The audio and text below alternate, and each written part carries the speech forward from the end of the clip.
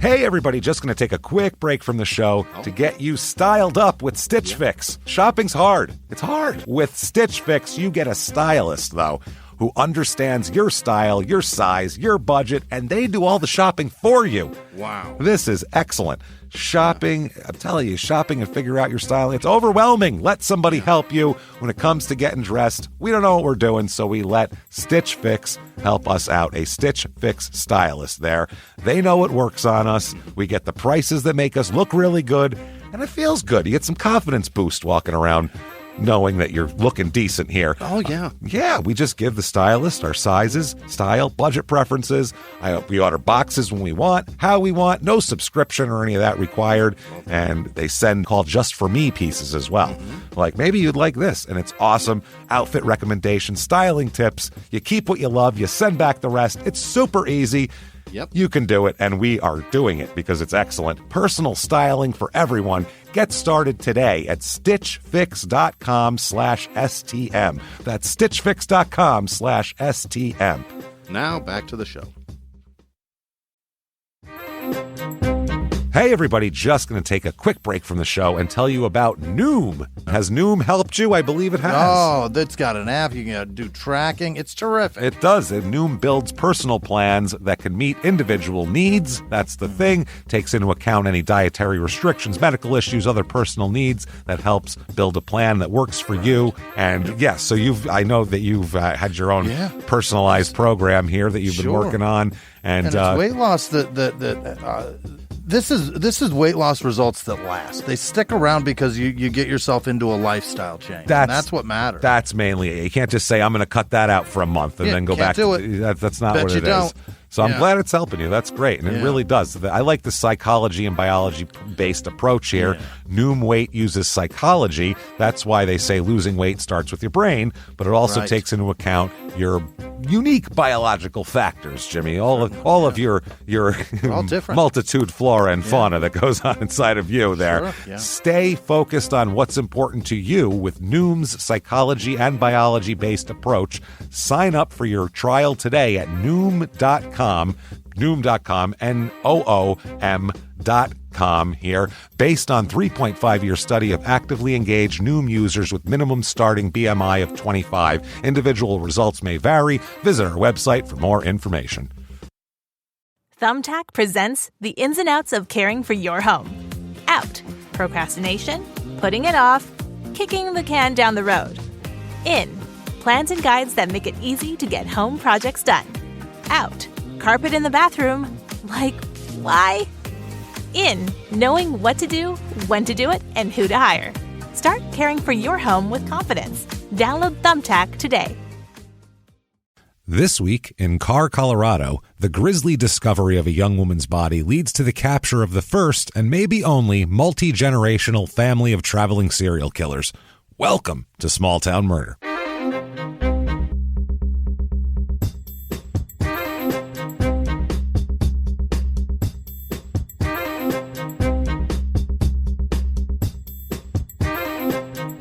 Hello, everybody, and welcome back to Small Town Murder. Yay! Oh, yay indeed, Jimmy. Yay indeed. My name is James Petrogallo. I'm here with my co-host.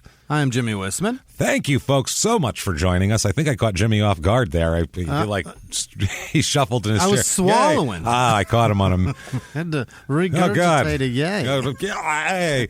Thank you, folks, so much for joining us this week. We are excited. We have one of the craziest episodes you're ever gonna even hear about today. Right. And it's gonna leave you going, how did everyone, including myself, not know about this always? Like, we should know about Ted Bundy and this one and that one, and these people I feel like should be right in that mix, and somehow they're not. So we'll get into it, though. Before we do, just want to thank everybody for everything they've done for us. First of all, this week, your reviews count a lot. We don't know why. We have no idea why, but whatever app you're listening on, whatever platform, give as many stars as you can because it helps out the show. Yeah. Head over to shutupandgivememurder.com right now.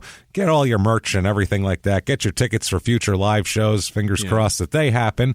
Speaking of that, thank you so much to everyone who purchased the virtual live show last week. Wow. We had so much fun, and it was just a great show. We got the best feedback from you, from everybody, and we're we're just thankful for everybody that watched it, and it was a lot of fun. And honestly, we got the best feedback of all the shows for this one. So far, it was really, really good. And we're going to do more of those because they're fun, and everybody. People seem to enjoy it. It's a party at home. You don't have to go out. You don't have to travel. I mean, if you don't live close to a city, people overseas got to see it. It was a good time. That's huge. So thank you so much for doing that. This week, you want to join patreon.com/crime and sports because, oh boy, we have some wild ones for you this week. First of all, and for $5 or above, you get access to all the shows for both Crime and Sports and Small Town Murder, all the bonuses, the whole back catalog, everything like that. You get a shout-out where Jimmy will mispronounce your name at the end of the show. This week, the shows are, the one is about a guy named Barry Bremen, who is a master imposter. What a guy. Amazingly crazy story. He snuck onto like the court at the All-Star game for the NBA and like shot around. He got onto the field for Major League Baseball All-Star games for the World Series. He accepted the Best Supporting Actress Emmy Award, put it that way. Stunning. Amazing stuff. You got to hear all about this guy's life. And then, speaking of a life, for Small Town Murders episode, we did the origins of the Iceman, Richard Kuklinski. And you want to talk about a harrowing tale. Oh, my goodness. At the end of it, you go, well, I mean, the only thing he could possibly do is kill 100 people because I don't know what else you could do after all that. So let's check all that out. The childhood of the Iceman. Patreon.com/crime and sports. Like we said, you'll get a shout out. And if you just want the shout out and, some good karma and our undying affection, you can go over to PayPal and use our email address, crimeandsports@gmail.com if you want to make a donation there. .com. That said, disclaimer time. We have to do it. We're comedians. This is a comedy show. Yeah. We're going to make jokes. Yeah. At the same time, there's going to be murders. And this week, there's going to be a lot of murders. And it's a lot. But we're going to make jokes because we don't make jokes about the victims or the victims' families. Why? Because we're assholes. But we're not scumbags. That's how that works. But there's a lot to make fun of around a murder, like the idea that you can commit a murder and that you should and get away with it. That's a crazy thought that we're going to make fun of a murderer for. We're comedians. We have no other recourse in this. I can't. Nothing. I can't go out and prove a case or anything. I can make fun of a guy for being an idiot. I'm not Batman. I'm not Batman or any of those. And although I would enjoy being Batman, I don't think I can pull it off. So that said, if that sounds good to you, we are going to have a crazy time. If not, if you think true crime and comedy should never go together, we might not be for you, but we might be. Either way, I think at this point you need to sit back and shout, "Shut up! Shut up and give me murder!" Let's do this, Jimmy. All right. Let's go on a trip to a place Shine the murder light. A place you enjoy, and a place kind of I enjoy too. Everybody does. We're going to Colorado this week. Hell yeah. There we go. The scenic Rocky Mountains. Birthplace. It's lovely. Jimmy is from Colorado. Yeah. By the way, somebody said that Jimmy had mentioned that he had been skiing before. And people are like, I grew up thinking, or I've been listening for years thinking Jimmy grew up poor white trash and blah, blah, blah. It's like Jimmy grew up in Colorado. Jimmy grew up in Colorado where everybody skis. It's just, a homeless guy standing there with he's got his hand out and he's got his skis under the other arm. It's just how Colorado is. It's a weird place. I did not show up to a ski resort like Dumb and Dumber. No. Not in any stretch. I had like trash. I may as well have had trash can lids zip tied to my feet. That made me laugh. It wasn't classy. That made me laugh. I pictured you with the goggles and the fancy parka. No, that's not me. Blonde hair flowing in the wind above the goggles and the. No. I had like a friend's jacket. Yeah, his parents' old skis that they grew out of. It was one of those. You slept over someone's house and they went the next day and they were like, "Yeah, all right, on, let's take the white trash can. We'll pay $18 for this kid, I guess," and that was that. So we're going to Carr, Colorado. Carr. It is. I don't even know where that is. It's on near the Wyoming border, northeast of Denver, as we'll talk about. Northeastern Colorado, about an hour and change, almost an hour and a half to Denver. If you go south, about 25 minutes to Cheyenne, Wyoming, right there, though. Okay. That's there. And about 5 hours all the way on the other side of the state from Gunnison, Colorado, which is our last Colorado episode 179. It has been a while. July 8th, 2020 was that. So, holy shit. It's been a long time. This is in Weld County. The zip code here is 80612. The town motto, because this is considered technically this is kind of a ghost town. So the town motto is, quote, "Is this still Colorado? Where the hell are we?" That's that's what's been heard coming from funny at times, many a car in this area. History of this town. This is pretty funny because there's a lot of weird stuff that happens here where like they try to get it going and it just falls back. There's like 3 opportunities for this town to become something and it never works out, and it's just really always dials back to nothing. It's a weird place. There's a natural fort here also. It's a natural limestone location where a lot of Indian battles took place between the Crow and the Blackfeet tribes back in the day. Yeah. So there's like a serious kind of a war arena there. In 1858, in July, gold was discovered along the Platte River, the South Platte River in Arapahoe County in Kansas territory at the time. And this caused the Pikes Peak gold rush and all this shit. Yeah. And that's why people live here now. Yeah. I mean, they would have found it eventually, but that's where it started. So many of the people here kind of formed their own area, a lot of these gold people, and that's kind of where this area came from. It's a weird place. The town of Carr was established by the Union Pacific Railroad. So it's another town that was just established because they needed a stop. That was pretty much it. It was named for Robert E. Carr, who worked for the Union Pacific Railroad. There you go. Another town named after some goddamn nameless, middle management dude for a Pacific Railroad here. He managed the construction of the rail line through the town, and they had no better ideas, so they named it after him. And they were oh so thankful. Like, what was that guy's name again? Yeah. But Robert, right? Yeah. Sweetheart. Yeah. Should name it after him. Robert Truck, Robert Boat, Carr. Carr. It's Carr. They got a post office on April 6th, 1872. That post office closed in 1982, though. It's no longer an post office closed in the 80s. Yeah, they don't even have a post office anymore, this place. Wow. From 1872 to 1877, 125 carloads of cattle had been shipped from the Carr station, which I guess that's a lot. Seems like a lot. In 5 years, 125 carloads doesn't seem like a lot at all. No. But I guess I don't know. There's a bunch of ranches in the area, so...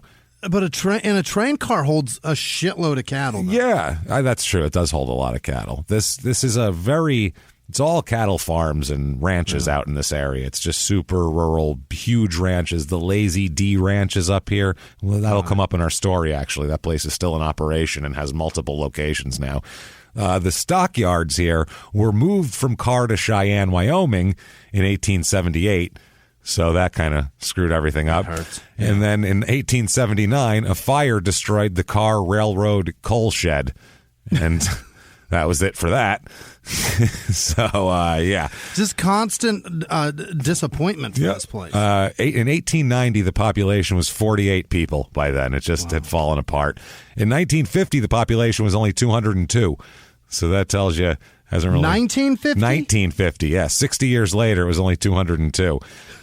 They tried, from 1920 to 1939, they ran a highway through here, but then they added other highways that made this one kind of even more out of the way to go through here. So it just became, no matter what they did, it just... everything is obsolete as soon as they get done with it. Yeah. Today it's considered a ghost town because...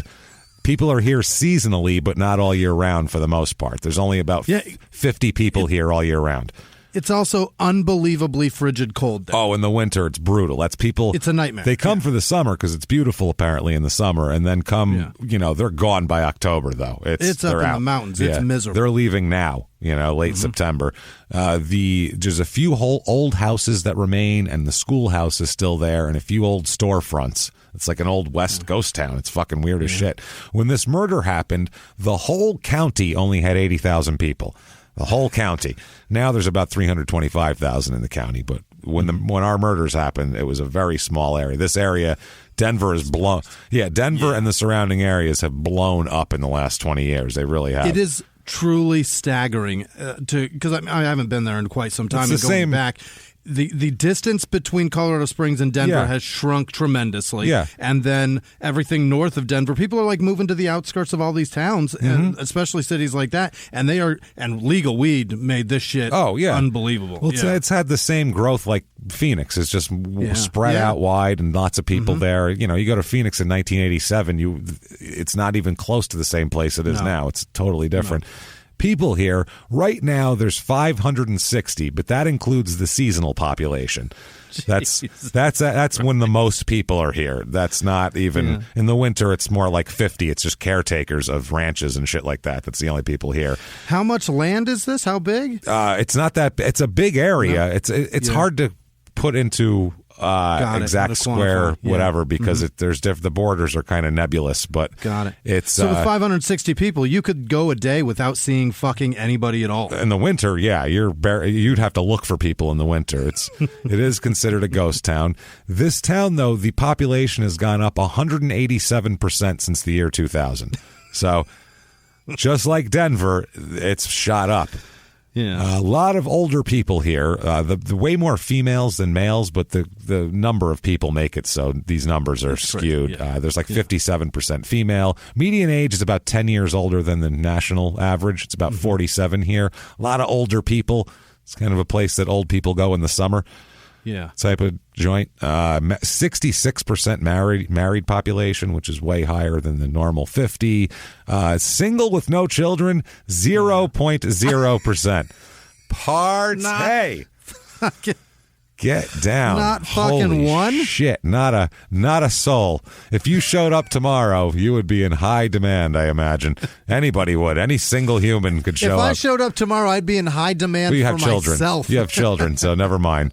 That's true, yeah. So, race of this town, 97.5% white, as you might imagine. It's 0.0% black, 0 Asian, 2.5% Hispanic. That's it. 97.5% white. White, yeah. 30% of the people here are religious. I think once you've seen that kind of cold, it's impossible to believe in a god anymore. I feel like you're like, no way a god would do this to a planet. This is no. My toes all turned black last winter. This is awful. So 30% here, and it's spread around. No serious like dominant religion. There's really nothing. 14% Catholic is the top. So I mean, Catholics are the Baptists of the upper Rocky Mountain region. Of the Rockies. I suppose. 0.0% Jewish. Last election, this whole county, 39% of the people voted Democrat, 57% Republican, about 3% independent, which is low for this area because this is kind of this is an independent kind of area. It's a lot of hippies. Would you say? No, I'm going to do the opposite now. Me and my 400-acre ranch are going to go its own direction. Like these are like a bunch of weird, like little sovereign properties almost because it's so far out there. They kind of run their own deal. Unemployment rate here is a little bit higher than the national average, but how the hell can you even tell with so few people? There's not really a household income. There's a income per capita, which is per person, which is about $31,000 a year. And everyone seems to make $150,000 or $25,000 in this place. Wow. You either own a ranch or you work on the ranch. That's kind of how it works in this town, essentially. Yeah, that keeps things functioning. It's just, I can see it, but that's also why this place is dying. Exactly. It's just these ranches, and they're not building anything, or they're keeping it, the way it is. It's just not it's never gonna change. Cost of living here, 100 is like, regular average.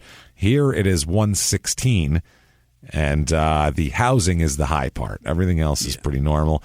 Housing is a 160 over at a 100. Because land in Colorado is crazy. It is, and this, I guess, is, it's a lot of, and there's a lot of big properties here, too. There's not like a quarter-acre lot here to buy. So it's expensive, and the median home cost here, $588,200.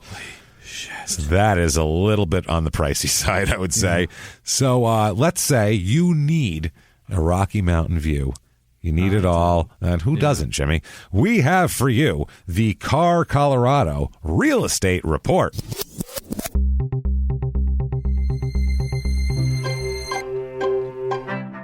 Your average 2-bedroom rental here, this is like for the county, so it's hard to say. There's no rentals, I don't think, here. It's like if you work on the ranch, I'm sure they have some sort of accommodation for you, but there's probably a ranch hands area, yeah. There's no like ranch hand apartments, I don't think, in the area. There's probably a ranch hand travel trailer off in the distance. What it is. Well, it says for a 2-bedroom rental in the county, it's $1,272, which is just about average.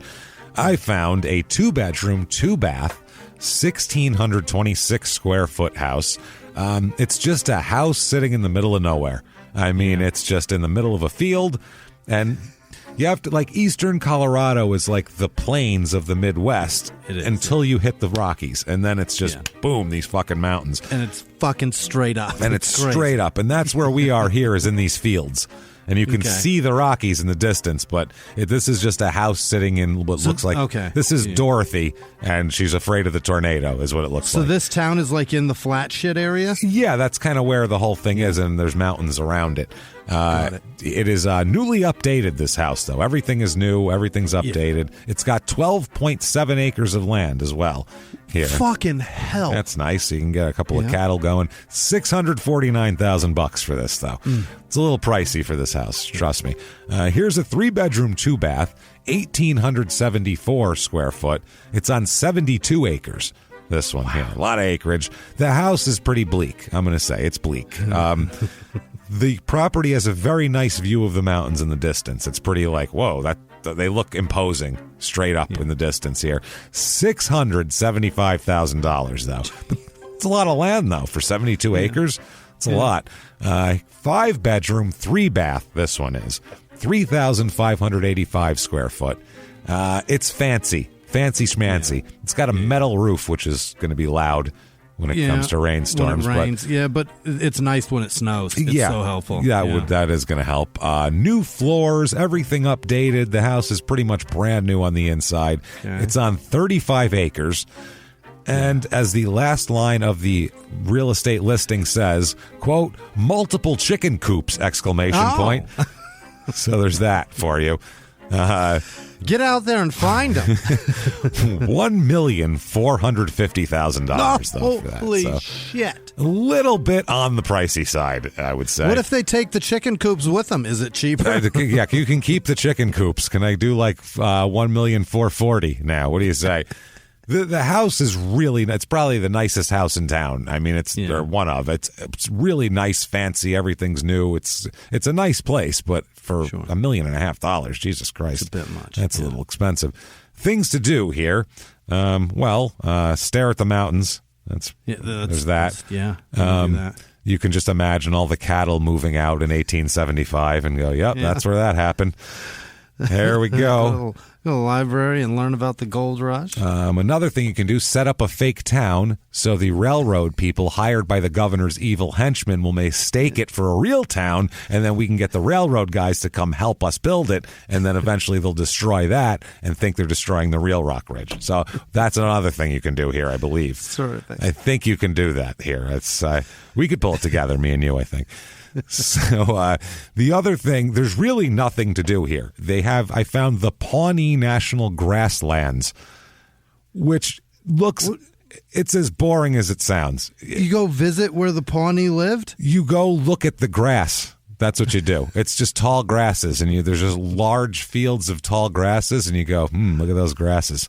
I'll bet some natives used to live there. That's some good grazing land there. Yep, I'll say so. A lot of grass. It's located in the South Platte River Basin and in remote northern and extreme northeastern Weld County between Greeley and Sterling, around this area. That will make you wish for some sort of festival.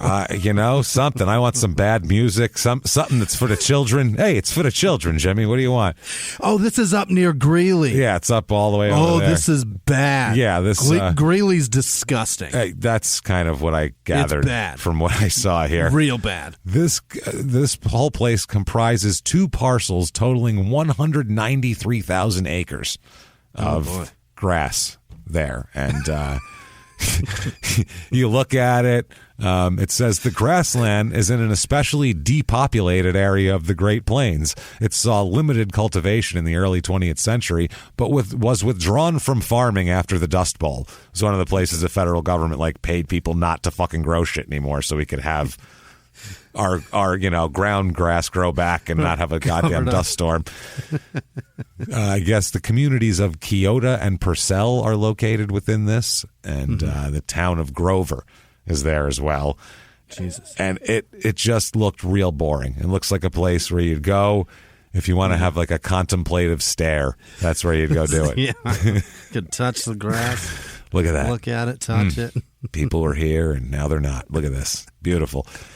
All of the places that you just said, nobody has ever heard of them. No one's ever heard of any of these places. Nobody's ever discussed their summering in Grover, Colorado. I go up to Grover. I go up to Keota. Since the Dust Bowl, it's really come around, I'll tell you. I mean, it was bad then, but it's like a bad neighborhood in Manhattan where they're like, yeah. That used to be real shit down there in the village, but now it was just junkies everywhere. You get stabbed walking down the street, but now it's $3 million for a fucking one bedroom. It's the same kind of deal. During the Dust Bowl, during the Dust Bowl, you wouldn't want to be near Purcell, but now it's all grassy. You got it all. So, shit, Colorado. Yeah, this isn't. People think of Colorado, they're like, ooh, snow-capped mountains and skiing, and they see Breckenridge. That's beautiful. This is picture Nebraska. There you go. That's where you are. It just happens to be called Colorado, but it's Nebraska. Right. I always think of that with Colorado. Anything that's east of the Rockies is Nebraska. Fuck that. It's east of Denver, James. Yeah. The Rockies, Denver's on the east side of the Rocky Mountains. Yeah, it's northeast of Denver, this place. Right. Yeah. Okay. It's anything right east before of the mountains. I mean, east of the city line of Denver, it's all shit. It's all shit. It's Nebraska. It's Nebraska. They might as well have put that border right there on the Rockies. So crime rate, what we're interested in this place here right now, and this has nothing corresponding to do with back then or the town. I just wanted to talk about a ghost town. It really has nothing to do with the murder. It's just where this person was found. So the crime rate in this town is about half of that in property crime, which you'd expect it. I don't know what you're going to steal. And then violent crime, murder, rape, robbery, and of course assault. The Mount Rushmore of crime is also about half, which even seems high because you have to be able to find someone to harm them. Yeah, to hurt them. In order to harm them, you must be able to locate them. That's difficult. James, in order to commit crimes, you have to fucking be here. You have to actually be on. You got to show up. Premises. Yeah, there's not a lot. A lot of people called in sick on this one, I feel like. A lot of sick days being used up over here. You got to punch the time clock to do it. Otherwise, Jesus, it should be much lower than that. It's much lower. That's what I mean. It should be like violent crime. I don't know. I haven't seen a person in 6 months. Right. Shit. Morality aside, you got to fucking be there. That means, think about this. So half of it. So that means they haven't seen someone in forever. And as soon as they see someone, they violently attack them or rape them or rob them or something. That's terrible. Right. That's even worse. Right when they see a person, they've got a crime. That's worse, I think. In cities, you got to walk by lots of people. The amount of people that you harm compared to the amount of people you see is way less. Here, it's like I saw 2 people, I harmed one of them. It's a higher rate. It's a fascinating study, I think. In New York, you're around all these people, and then one day you just fucking snap. And then in Colorado, in eastern Colorado, you're not around enough people, and you just fucking snap. You just snap. Where's the happy medium? Well, that said, let's talk about some snapping. And let's talk about a murder, or shall we say many, many, many murders. Many, many, many. Many, many, many. Oh, boy. You can add an extra many to that as well if you care to, because there's enough murders for really to go around. Oprah is handing out murders in this case. You get a murder. You're getting murdered, and you're getting murdered, and look at you. This is a horrifying... Everybody look under your seat. You get a murder. There's a murder. This is so horrifying that even though it took place in 1971 and 72, it still feels awful. It's still like, God, this is just awful what happened here. And it's a thing that you honestly are going to be shocked that you don't know all about already. You haven't read it. There's not 100 true crime books about it. There is one book about this, and it's an out-of-print book from 1979 written by one of the detectives that worked the case. Everybody else already quit writing on it. Yeah, I think Investigation Discovery did like a short, tiny thing on it, but not a whole. It's insane. Let's get into it. Okay. Let's start out on June 16th, 1972. June 16th, 1972. We are going to start out in Santa Barbara, California. Oh, it's beautiful. Much nicer than Carr, Colorado, probably. Oh, boy. Unless you're a rancher. If you're a rancher, you probably look at Carr and you're like, this place is heaven. But otherwise, you don't. So now there's a grocery store robbery that is attempted in this area. Yeah. And there had been a couple robberies around here that people got away with a lot. They're not robbing the register. They're getting into the manager's office and robbing the cash safe. And in the 70s, this is pre everybody using cards and debit. Right. Everybody used cash. There's a lot of checks too. Yeah. But there's a grocery store would have a ton of cash on hand at all times in the safe before they deposit. In the 70s, fuck, 99, when I got robbed at that pizza place, credit cards were a thing, but debits weren't really that big of a thing yet. Yeah. And we had so much cash. That's what I mean. And in the 70s, in a busy California supermarket. Oh, God. If it's like a Saturday. Santa Barbara? Yeah, if it's a Saturday, by the end of the day, before somebody makes a drop, it is going to be thousands, swelling with cash. Yeah. And they do. There's a series of robberies where $23,000 was stolen. Yep. We're talking 1972 money. That is a lot of money. That's like 2 years' salary for someone with a decent job.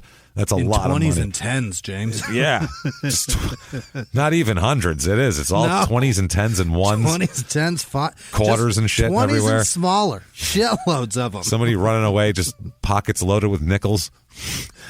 One of the robberies yielded $12,000 as well. Okay. And then a third supermarket robbery, $11,000 was stolen. Except on this one, it was a botched robbery, essentially. There was a guy named Raymond Carl Taylor. We'll talk about him. He tries to pull off this robbery. A police officer ends up following him away, and he shoots the police officer. Raymond. Officer Dennis Huddle. He's probably, and this is the one person in our story who isn't murdered, is Dennis Huddle. He ends up being okay, even after being shot in the head by a fleeing supermarket robber. So the bullet is removed by surgeons, and they find out it's a .32 caliber caliber bullet. Which those guns are shit. It's obviously. It didn't even just a bad gun. And especially back then, they made a lot of cheap ones too. Yeah, they made a lot of. This is the era of like the shitty Saturday Night Special guns, where they would have 25s, little 25s, 32s, 38s, where they were just kind of throwaways essentially. And that's how that worked. So the problem is when they get this bullet out, they realize they run it through the newly constituted NIBIN, which is the National Ballistics Registry. This is like before the National Fingerprint Registries or all that. They had a ballistics registry where you could check for interstate crimes using bullets, which was very helpful and the only way for them to figure this kind of shit out back then. This is, pre overarching computer systems and all this sort of thing. So this bullet, it's fired. The fact that it's a .32 caliber sets off a lot of alarms throughout the nation, because people were looking for a couple of murderers that use a .32 caliber often. So we're talking from Washington to Florida. Yeah, this whole thing is the original Ted Bundy route. Like it looks like Ted Bundy did a fantasy camp or something, like a fantasy camp. That's exactly what it is. It's almost like Ted Bundy was like, I'm going to follow in their footsteps and I'm going to do all the things they did. And it's going to be, like people do historical weird, like Lewis and Clark followings. So after the shootout, Taylor, Carl Robert Taylor, steals, or Raymond Carl Taylor, Carl Raymond Taylor. Did I say Raymond Carl? Yeah, sorry. He steals a car that someone else is driving at gunpoint, carjacks somebody, throws them out. They called it commandeered back then in the newspaper because the word carjacking didn't exist yet. So yeah, commandeering is what the police do. Yeah, I feel like that's a sanctioned thing, commandeering. Like you show me some proof of authority, and then that's a different story. He just said, "Get out of my car, motherfucker! Get out!" Commandeering is you may or may not get this back in or around the same quality that it's in now. It's never, give me your fucking car or I'll kill you. But the county will cut you a check if anything happens because it's all on the up and up. This is, get out of the car or I'll shoot you in the head with my shitty gun.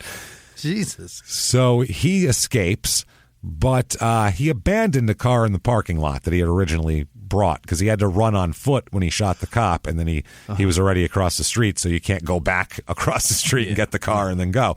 So he ends up coming home. Okay, now his brother-in-law, who is 19 years old at the time, he's 38, by the way, our Taylor here. He comes home where his brother-in-law, who's 19, his name is Danny McCrary.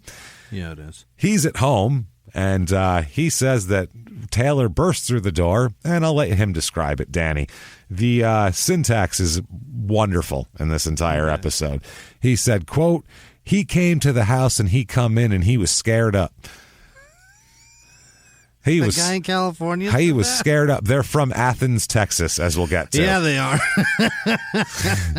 He was all scared up. I'll tell you what. That's a what I'll tell you what situation. Yeah, he was scared up.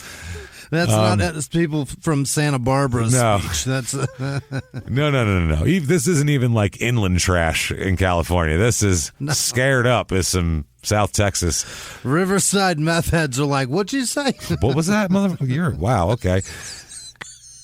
He continues, quote, "He come in and was pretty white and he had a few marks on his side. He said, 'I think I killed the police.'" So that... Oh, boy. Whoops. Hey, can you imagine you're sitting there watching the Flintstones? You're just hanging out. It's 1972, and then all of a sudden your brother-in-law bursts in. Jesus, I think I'm all scared up, first of all. Got to tell you about that. Second of all, I think I killed the police. You'd be like, are you out of your fucking mind, dude? Get out of here. Go. I think I just killed a police. Leave. Get the fuck out of here. So the witnesses all around ended up getting the license plate of the car because the car he left there was like his car. Oh, which no. is traced back to him, traced to an address in Goleta. I don't know where that is. Okay. Goleta. Goleta, California? Yeah, I don't know where that is, but that could be it could be a different name now. That's the other thing. Those towns in California, those real estate agents would fucking change that if it wasn't, or developers, if it didn't sound, inviting California. to put expensive houses on. They're like, Goleta? No one wants to live there. This is now called Beachside. This is called Spring Hill. That's what it is now. Sunshine Pacific Pastures. Palisades now. Exactly. Fuck that. It could be. So they get to this house, and it is occupied by 47-year-old Sherman McCrae. He is the patriarch of the family. His wife, Carolyn, who is around the same age, we'll get to them. 19-year-old son, Danny, who gave us the scared up thing there. So, and also 38-year-old Raymond Carl Taylor. And he ends up being arrested. This is 3 days later they end up arresting him. Not there, though. When they burst into the house in Goleta, there's just the three of them living there without this Taylor guy. Taylor had already gone to Texas. So they grab him from Texas. They bring him back to California to, fess up to the robbery. Yeah, and shooting a fucking police. A cop. Yeah, attempted murder. And there's a few... He fled back to Texas. He went back to Texas. They're very mobile, as we'll find out. They said that everybody said when they arrived to arrest, to try to find him in California, they described that they were living well, which really they've robbed. They've got $50,000. I was going to say they've robbed $50,000 in the last few months. So that back then that's a shitload of money. You can live well. They said they had 2 rented homes in an upper middle class area. Yeah, they changed that name from Goleta to something more appealing. For sure, yeah. And drove 2 late model cars. They had, the McRae's lived in one house and the Taylors had the other house, is how that worked. So they were doing fine, just living on robberies. But, not going back to some train car or some little 1-bedroom hold up. They were this is their business. They're blending into society with their pilfered means. Well, That's this is crazy. just what they do for a living. Yeah. They just rob things for a living. Let's talk drug dealers, that kind of thing. Let's talk about robs drug dealers. Right. Let's talk about this family. They are originally from Athens, Texas, but they are they're wanderers. They are nomads. Let's let the Los Angeles Times describe the family here from 1972. This was in the newspaper. Quote, "For most of their lives, the men aimlessly wandered the American Southwest, scratching for jobs as ranch hands, carnies, and fry cooks. The women worked honky-tonk carnivals, too, or hustled jobs as waitresses in sad little cafes." Wow. That is their existence, this family. That is a poetic way of describing trash. It is. That is some Nelson Algren level shit right there. That's impressive right there, I gotta say. So we'll get into it. Sherman Ramon McCrary, I'm sorry, MCCRARY, McCrary is their name. He's 47 years old. The newspaper, once everything is all said and done, they have little captions for each of them. This is this person. This is who they are. This is what they're about. Here's a quote from them. So I'm going to give you all of these. Like a prison school book or yearbook, like a shitbird yearbook. It's like the end of Animal House. Yeah. Where they are now. Where are they now type of thing. They give you, or almost like in the beginning. If you write a script, you're going to give like an old-timey script would have a description of the characters in the beginning, like a play script. So that's kind of what it is. Sherman McCrary, 47, drank a quart of liquor a day. He once said he had a bad heart and a bad back and began a string of robberies in Texas because he was out of work. He says, quote, "It was business with me." Mm-hmm. So that's him. His son, Danny, who we've heard from already, Danny was, quote, he's 19 and was raised to believe crime was a business. He broke away from the family once, but returned home sick. In the family, children don't question their parents, he said. Oh, boy. Okay, so we'll start there and we'll get into the rest of them. Sherman, he has had some issues. This is not new for him in the early 70s. James, his measurement of drink per day is a quart. That's disgusting. That's a lot. I've said it before. That's a disgusting measurement of booze. It's on a daily level, yes. Yeah, it's a lot of booze. It's a lot of booze to drink by the day. And it's not beer. It's hard alcohol that's measured in quarts. With this guy, it's probably cheap whiskey, I'm thinking. Yeah. So he had an issue in California before. He had been kind of in and out. I guess on 9:30 p.m., November 11th, 1964, he was found to be missing from the prison work camp that he was in. A thorough search of the camp and surrounding area was made with negative results, according to this court document. There are indications that a possible reason for this escape was because McCrary's pending transfer to a northern institution for a psychiatric evaluation prior to his board appearance of whether he was going to be, how long he'd be held for. On July 24th, 1965, he was apprehended in Chicago. So my God. Made it all the way there. Yeah, by the FBI. The FBI found his ass. He was returned from California, and he appeared before the court and pled guilty to a charge of escape from prison camp without force or violence. Hey, everybody, just going to take a quick break from the show to tell you about the safest sponsor ever, Simply Safe. Absolutely. These people will keep you safe. It's amazing. You know that every 26 seconds a burglary takes place in the United States, according to the FBI. That means that by the time this podcast is over, dozens and dozens of homes will have been targeted, ransacked. God knows what happens here. So protect your home before it's too late with Simply Safe proactive security system. Simply Safe helps stop threats before they even have a chance to break in. Named Best Home Security System by U.S. News and World Report 5 years in a row.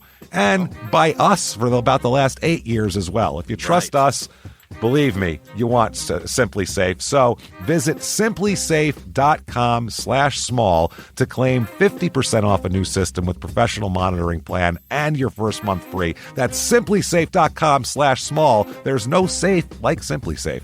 Now back to the show.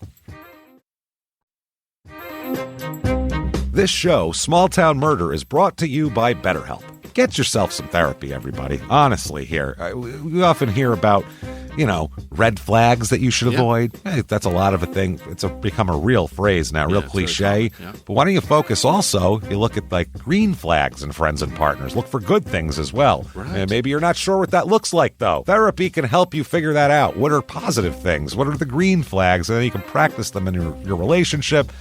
It's absolutely a fact. And so, honestly, we absolutely are huge advocates for this. It really, really helps. BetterHelp is fully online, making therapy affordable. It's convenient. They serve over 5 million people worldwide. You can access a diverse network of more than 30,000 credentialed therapists, wide ranges of specialties there. Here's the coolest part.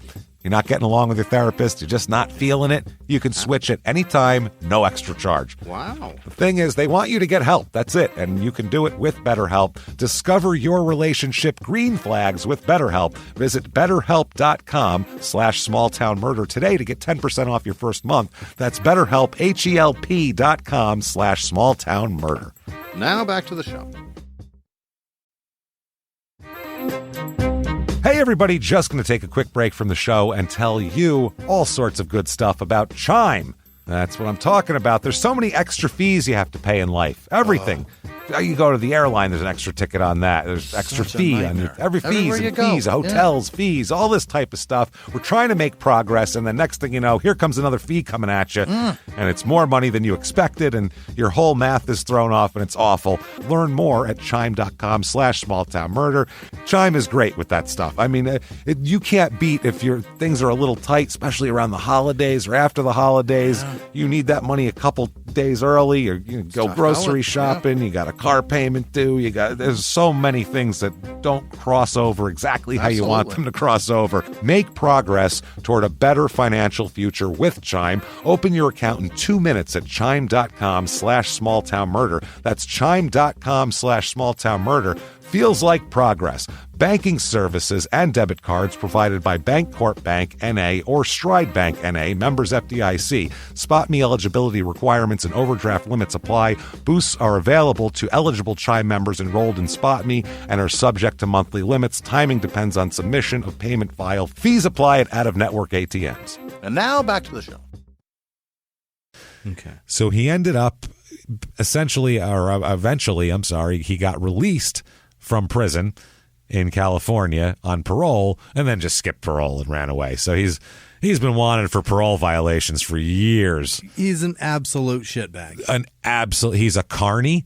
He's an Athens, Texas carny. He's a robber, a scumbag, a stealer, a swindler, just that kind of guy. Hustler, every day he wakes up and goes, how am I going to eat? How am I going to eat? Now there's Carl Raymond Taylor, and I'm sorry, I will say it like that from now on. Carl Raymond Taylor, not the other way around. He's 38 in 1972. He is Sherman's son-in-law. They say, quote, he is mean and dangerous. Here is his quote that he said, quote, I know what I'd done was wrong, all morally and legally wrong. However, all the money that I have taken has went to support my wife and family. Has went. So, has went to support my wife and family. What a guy. Now, a former employer of him, a guy named John Artzer, he employed him as a cook at a coffee shop in West Denver in 1971.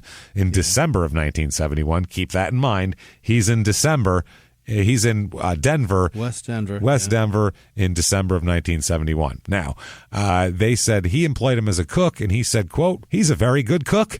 I could always depend on him. And he said that his wife, Ginger, who is the McCreary's daughter, McCrary's daughter. That's what. Okay, she's 32. That's how he married into it. She would work at the coffee shop as a waitress while he was a cook. And that was kind of how they did it. Like the older McCrarys would work at Carney's, and then this generation would be like a cook and a waitress pair off. Got it. I guess they come as a pair. Ginger McCrary, she is Carl's wife. They describe her as, quote, is sickly and compliant, suffering from asthma and poor vision. She has 4 children. She has 4 children, the last one born in jail. And here's her quote, I love my husband very much, and it never occurred to do anything other than to stay with him. So...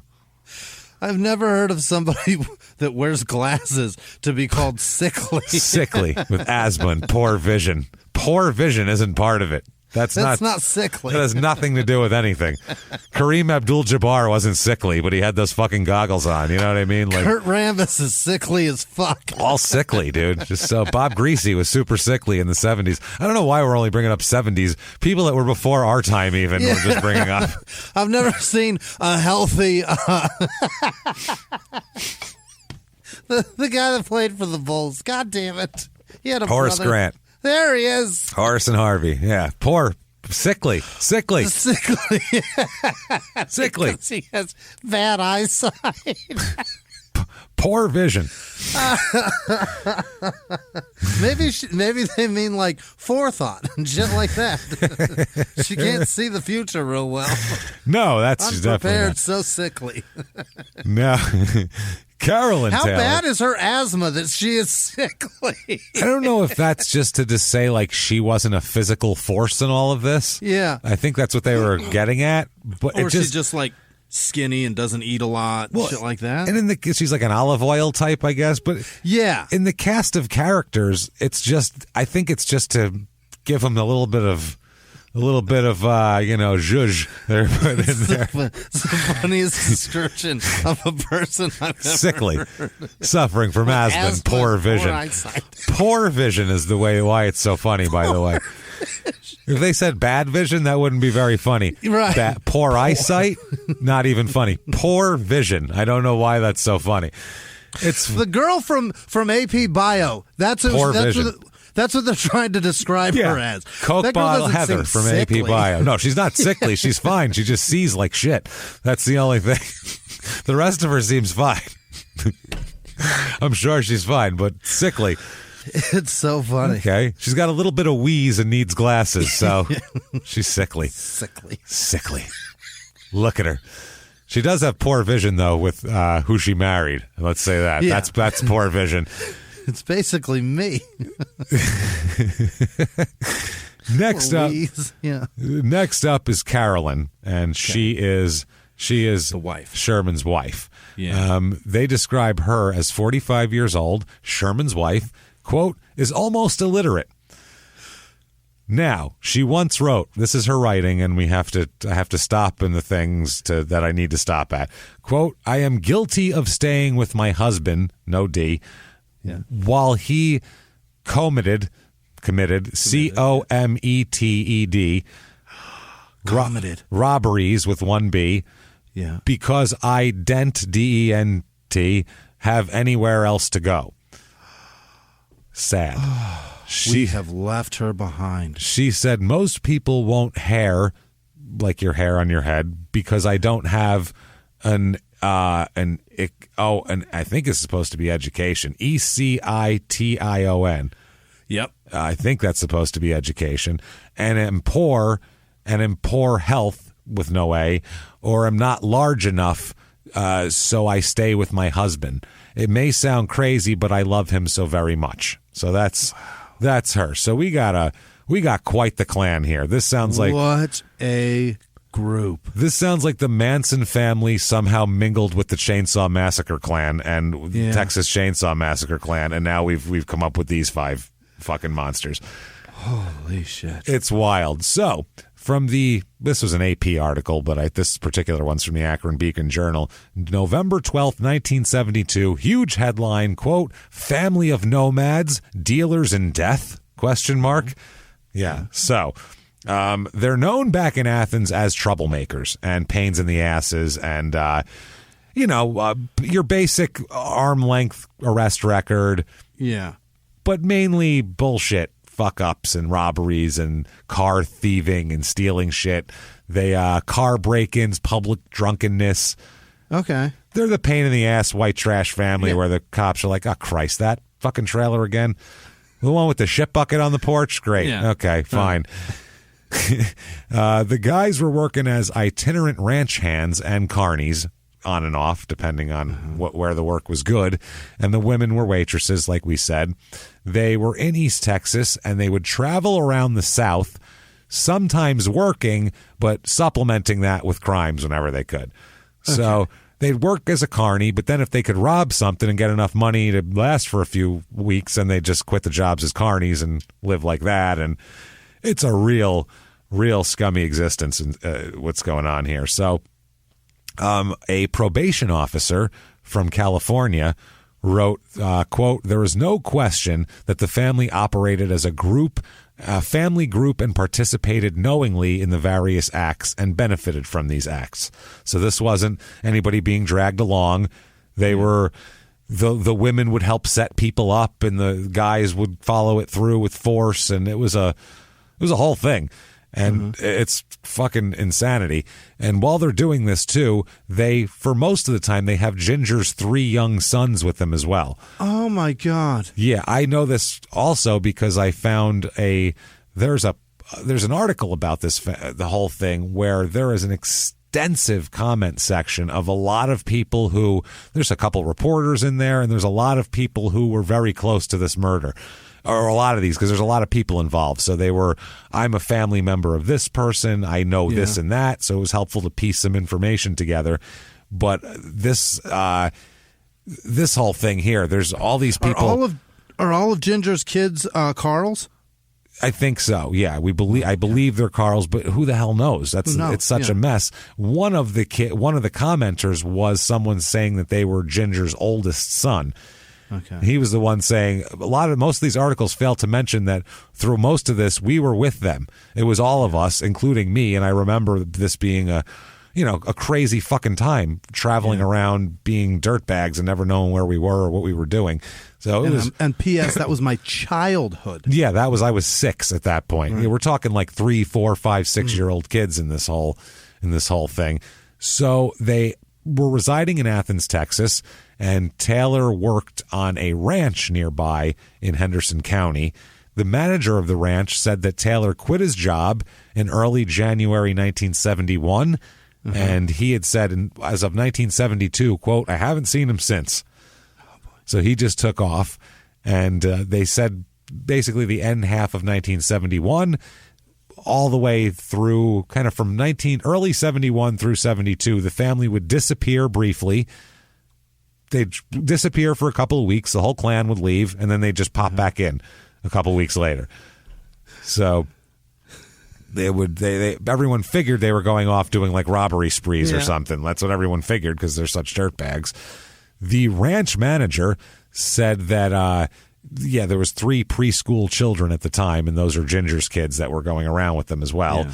So it's a lot. It's a lot. This family, you can smell it, We've set up the aroma and the whole. Yeah, there's a slight piss scent. It's there's some mold in there. Yeah. Definitely like firewood that's been burned, like a smokiness. Smells like the musk of an animal, but it's people. Smell basically like a goat, like they described Richard Ramirez. They are a goat, a human goat, as altogether.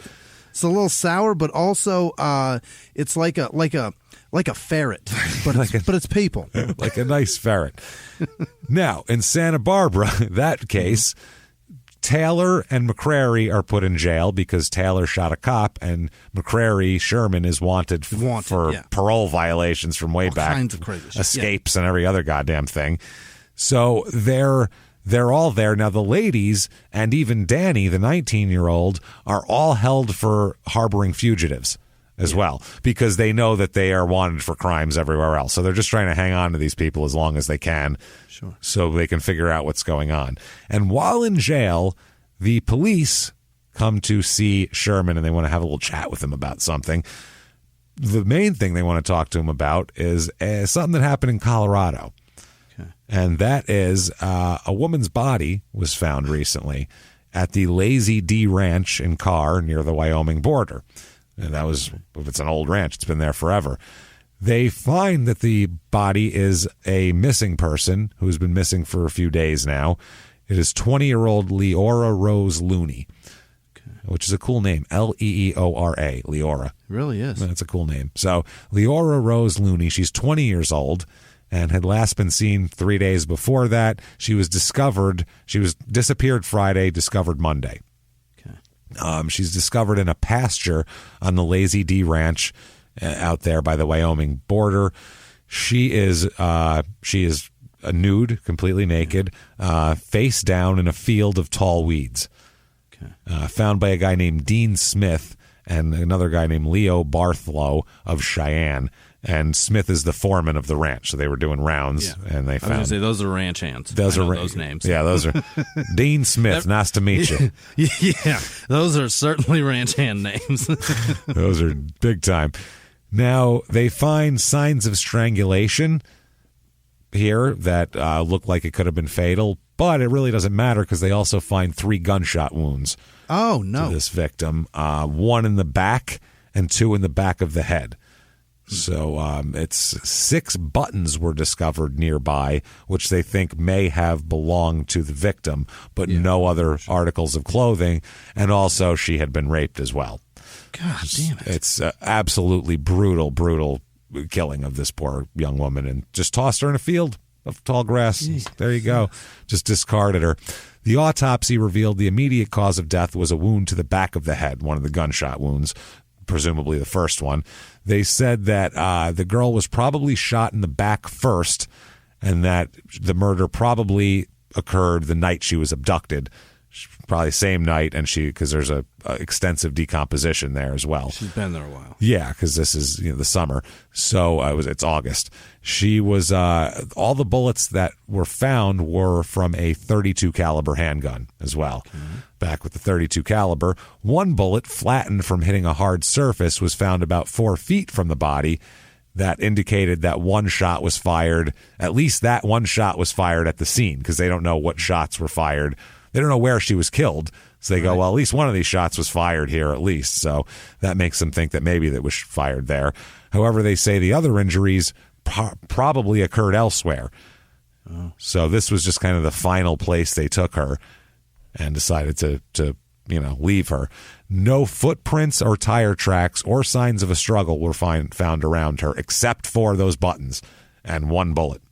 Got it. That's all they know of. She is, like we said, Leora Rose Looney. She's 20 years old.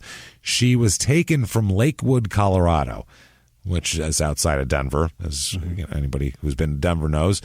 She was working at a Mr. Donut shop called Mr. Donut, and she's working, I think she's supposed to get off at midnight. She works nights there, so this happened at 10:30 at night. She was taken. She lives in Thornton. You got to work all night to have those donuts and shit ready in the morning. That's a miserable life. That's so tough, man. Plus, they're open for sale all night because if you've ever been to a Dunkin' Donuts, they're all open 24 hours a day because they're kind of people come in early. Like that. Yeah. Yeah, all donut shops are open 24 hours, which make them attractive spots to rob, especially if you're like an interstate family of thieves. Right. So she worked there. She had gone to school in Fort Collins, and she has a boyfriend in Vietnam at the moment. Got it. Jesus. Yeah, she's working nights at the donut shop while her boyfriend is crawling through a jungle, and it's, don't mess with this poor girl. Yeah, this is messed up, this poor woman. So she's reported missing from the donut shop in Lakewood. The report was made when the donut shop was unattended. Someone came in to get a goddamn donut, stood there for 5 minutes and went, oh, where the hell is it? There's nobody here. Holy shit. So they called the cops and said, I don't know what's going on, but this donut shop is like wide open and nobody's here. Nobody's here. Yeah, there's about that. So the police come and they find her purse left open and her car parked near the shop still. Mm-hmm. So her purse is open, no money in it, and her car is still there. The cash register drawer was open, and about $100 had been taken from the register. A bunch of people were there that were going in and out getting donuts. They reported seeing 2 men in the donut shop just prior to her disappearance. They bought donuts and then left, and these gentlemen remained. They identified them as Sherman McCrary and Carl Taylor. So those are the two men. One of the witnesses said Carl Taylor was at the cash register while he was doing his thing, getting his donuts. Carl was like waiting to be next.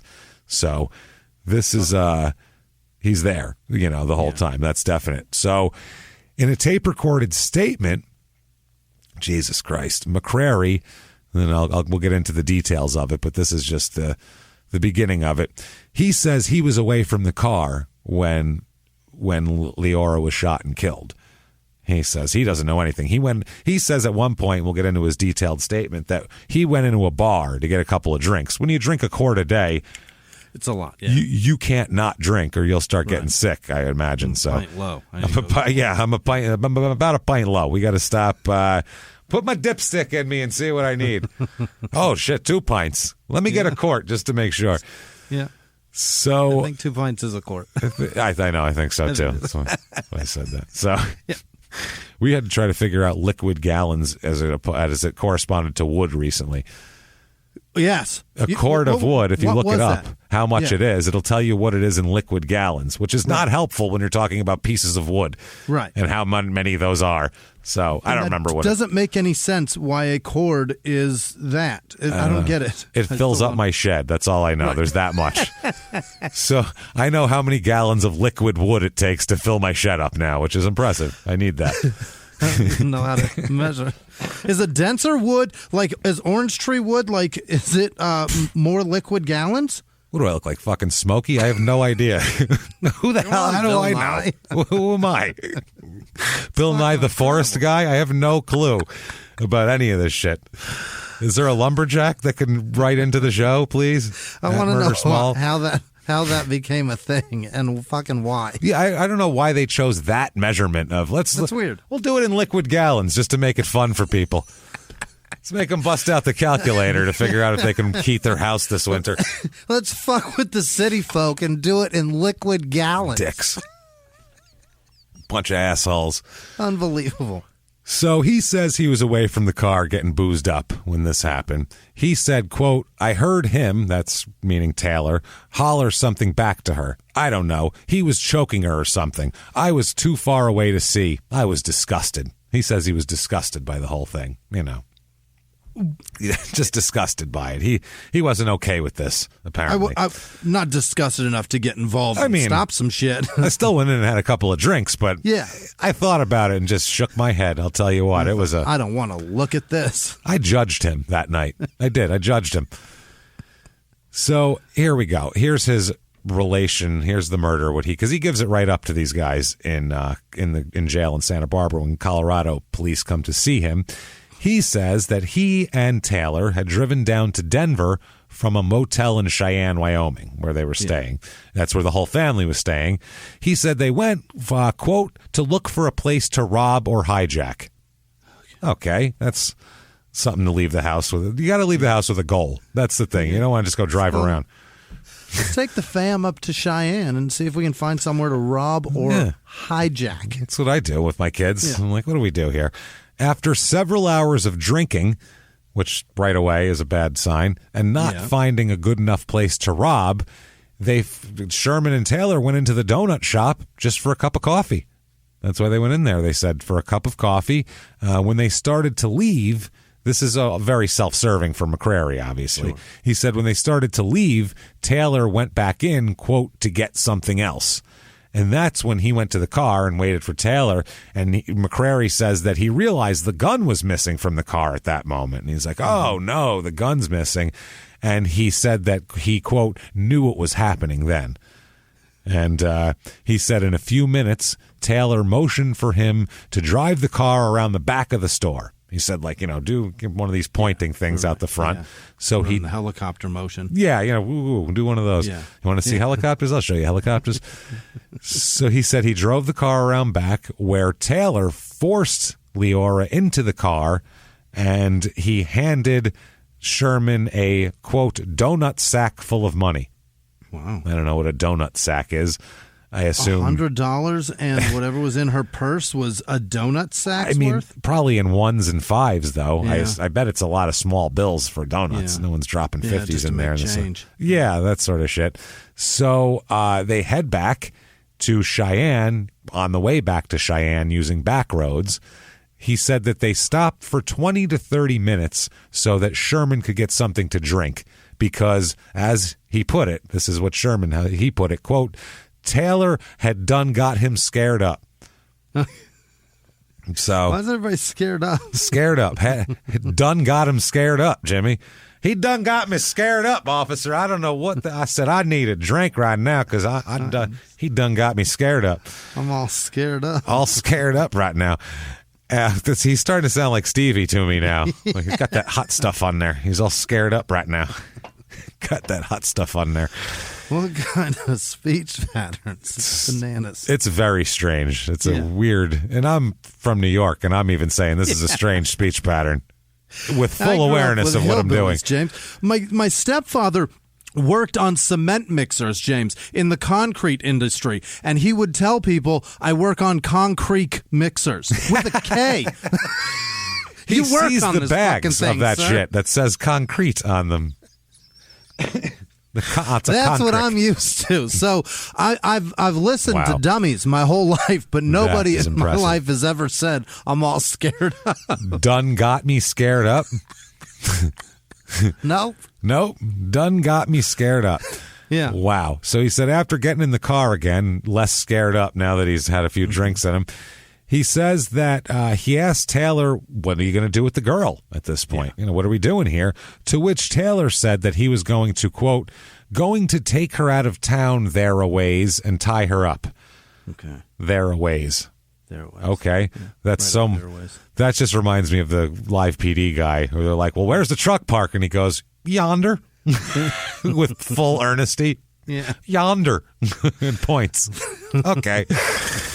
So he said he's going to tie her up, and before she can get back to town, we'll be gone. That's the thing he said. So I'll tie her up and leave her there, and eventually, she'll get out of it and shit. But we'll be in Cheyenne by then. You know what I mean? With our donut sack full of cash. Absolutely. So Sherman claims that while they're driving away with her in the car and donut sack full of cash, and he's all shit hammered and everything else, a police car pulled up alongside of them at a stoplight, and the police looked over at them, police officer, and drove away. Didn't look twice. Oh, my God. Yep.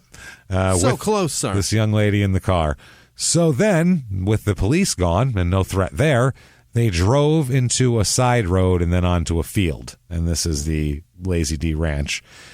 McCrary says he got out of the car to see if there were any houses nearby. He's like, I'm going to go look around, see if there's houses or if we're alone out here. Apparently Leora asked him to stay, from what he said. He said she asked him to stay because while he was in the bar, quote, Carl had made a few passes on her, was messing with her or something. Trying to rape her in the back seat. Right. Yeah, that's what, in layman's terms. Jesus Christ. McCrary had previously, this is what he tells the cops, obviously, but it's bullshit, had warned Taylor to, quote, keep his hands off of her. Yeah, he's so concerned. We'll find out what a concerned guy he is. Because if this was the only thing that he ever did, you might believe him. But I wouldn't, but someone might believe him. But wow, when you hear the rest of this, you're going to go, well, that's complete bullshit.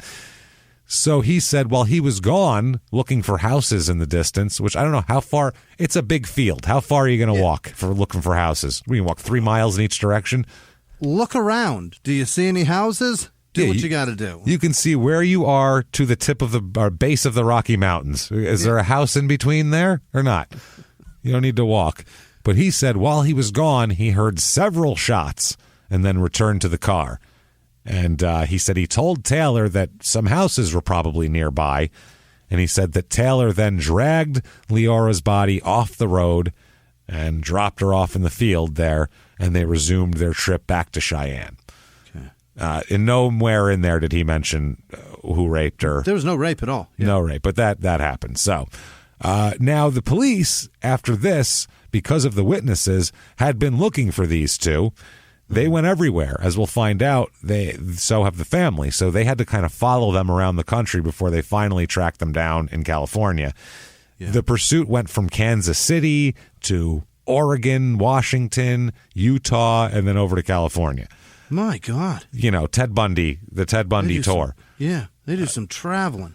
So now he's sitting in prison or in jail in California, awaiting to be tried for all his parole issues and robberies and everything like that. The Colorado cops come to talk to him about Leora, and he gives them that whole story, which is a self-serving bullshit story, but it's still murder. He still put himself in for murder. Yeah. And while they're there, the Colorado police, when they're coming out, they run into another set of cops. And these are cops from Texas that want to have a chat with them. Talk. Yeah. Oh, yeah. Ballistics had helped them out in a shooting that they say linked the family to a chain of slayings in Texas, the way they put it. They said that there's 6 murders they're looking for related to these people and related to the .32 caliber gun. The police chief in Mesquite, Texas, Glenn Grayson, where 3 of the victims live, said he'd been told by authorities that, quote, the nomads were being questioned about 22 murders. 22. Holy. In all different states, everywhere. What? Everywhere. That's what I mean. How have we all not heard about this? How does that not make the paper in every city? I mean, at the time, but it didn't. It's so strange because Ted Bundy, they're still making Netflix, multiple part series about Ted Bundy, dramatic ones, documentary ones. They find 38 seconds of new tape of his voice, and they're like, "Let's run it down again." We need every one of them. 6 episodes. I think 7.5 hours should do. I think for all this for 38 seconds, we'll squeeze it in there somewhere. Let's dig up Ann Rule. She can talk too. We'll put her up there. She loves to talk. She'll talk. So, didn't she die now, Ann Rule? I think she died. Don't know. I think Poor she died. Thing. That'd be horrible. So I'm not sure. Don't quote me on that, but I think someone sent me that she was dead. Anyway, they're fuck, man, 22 murders. That's crazy. They want to talk to them about. That's a lot.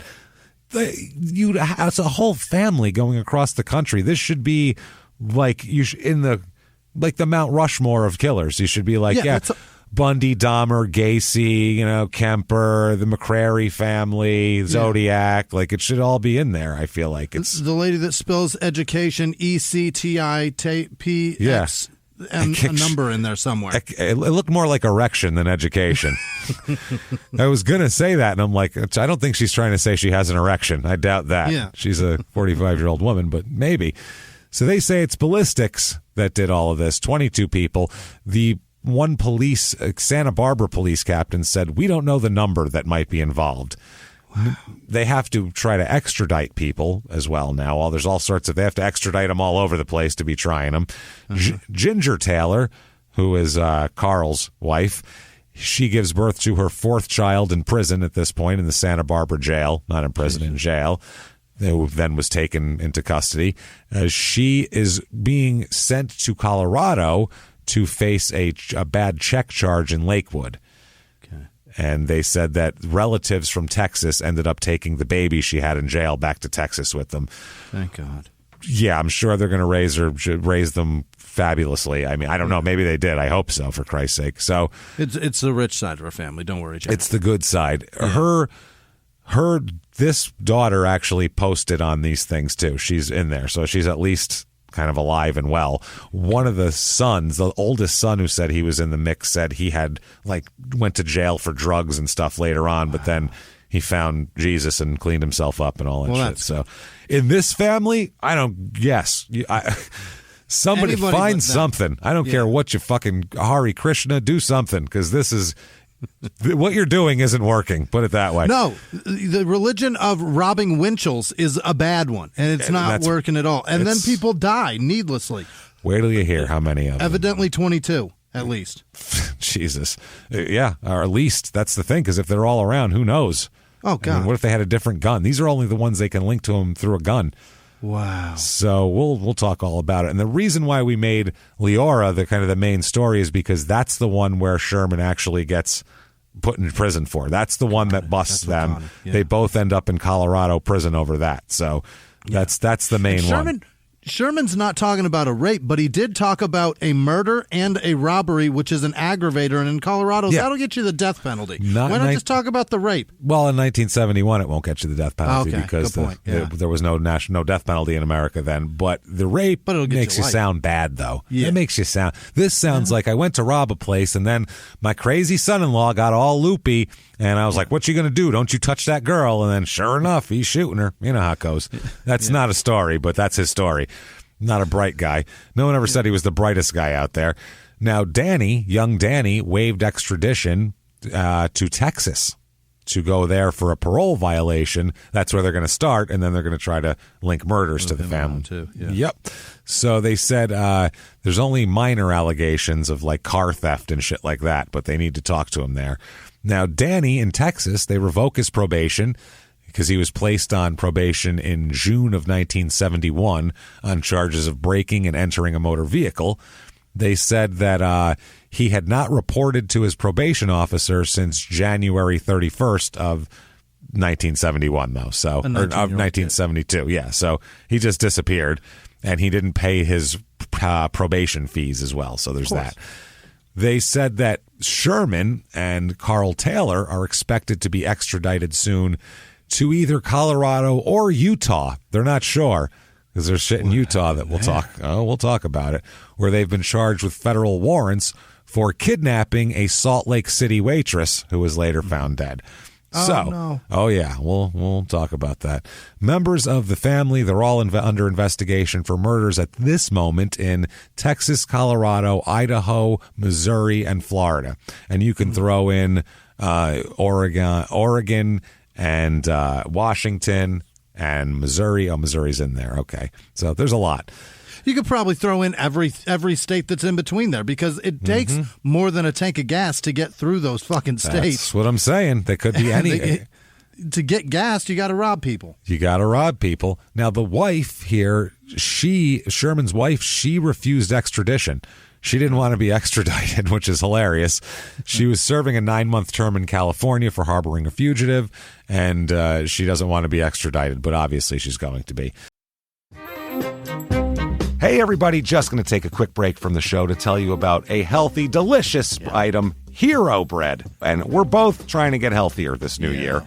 Jimmy had a eye-opening doctor's appointment and things like that. Yeah. So we're trying to get healthier, and I'm telling you right now, this Hero Bread is a good step in this direction. It's delicious, and it is really good for you, and it's really excellent. They have the sliced bread is good, the bagels, the tortillas. I know you've been they're terrific. Ranting about the tortillas. They're so good. With Hero Bread, you can focus on your health goals and still indulge in the soft, fluffy experience you love, but guilt-free. I really love the little Hawaiian rolls, too. Yeah. They're so good. The Hawaiian rolls, they're legit. They're fluffy. Yeah. They're exactly how you want them to be. You'd never know it's low-carb and high-fiber bread from the texture. You get the soft, fluffy experience you know and love with your savory breakfast sandwich, late-night grilled cheese, Taco Tuesday. Do it. No compromises, just flavor, ultra-low net carbs, 0 grams of sugar, high in fiber. It's fantastic. Hero Bread is offering 10% off your order. Go to hero.co and use the code SmallTownMurder at checkout. That's SmallTownMurder at HERO.co. And now back to the show. Hey, everybody. Just going to take a quick break from the show to tell you a little bit about Sono Bello. You know, the most known secret with celebrities and influencers and all these famous people is so many of them have had lipo. They've had lipo, whether it's a little touch-up here or a total makeover. Yeah. Nobody has a perfect body. That's the thing. No. They may look like it on TV, but there's things that help that. Absolutely.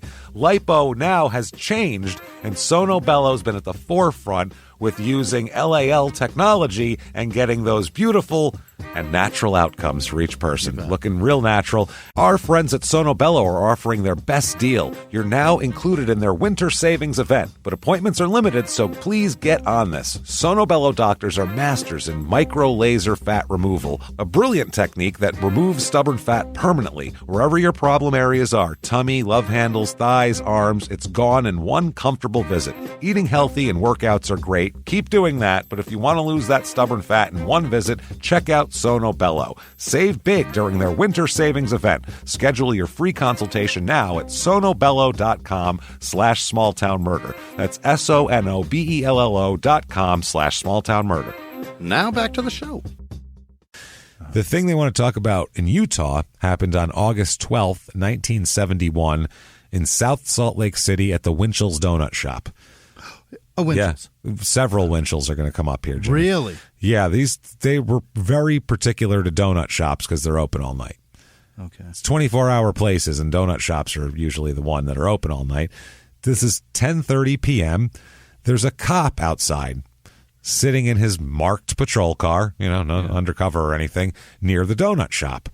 Working inside the donut shop, or who's supposed to be in there, is a young lady named Sherry Lee Martin, who's 18 years old.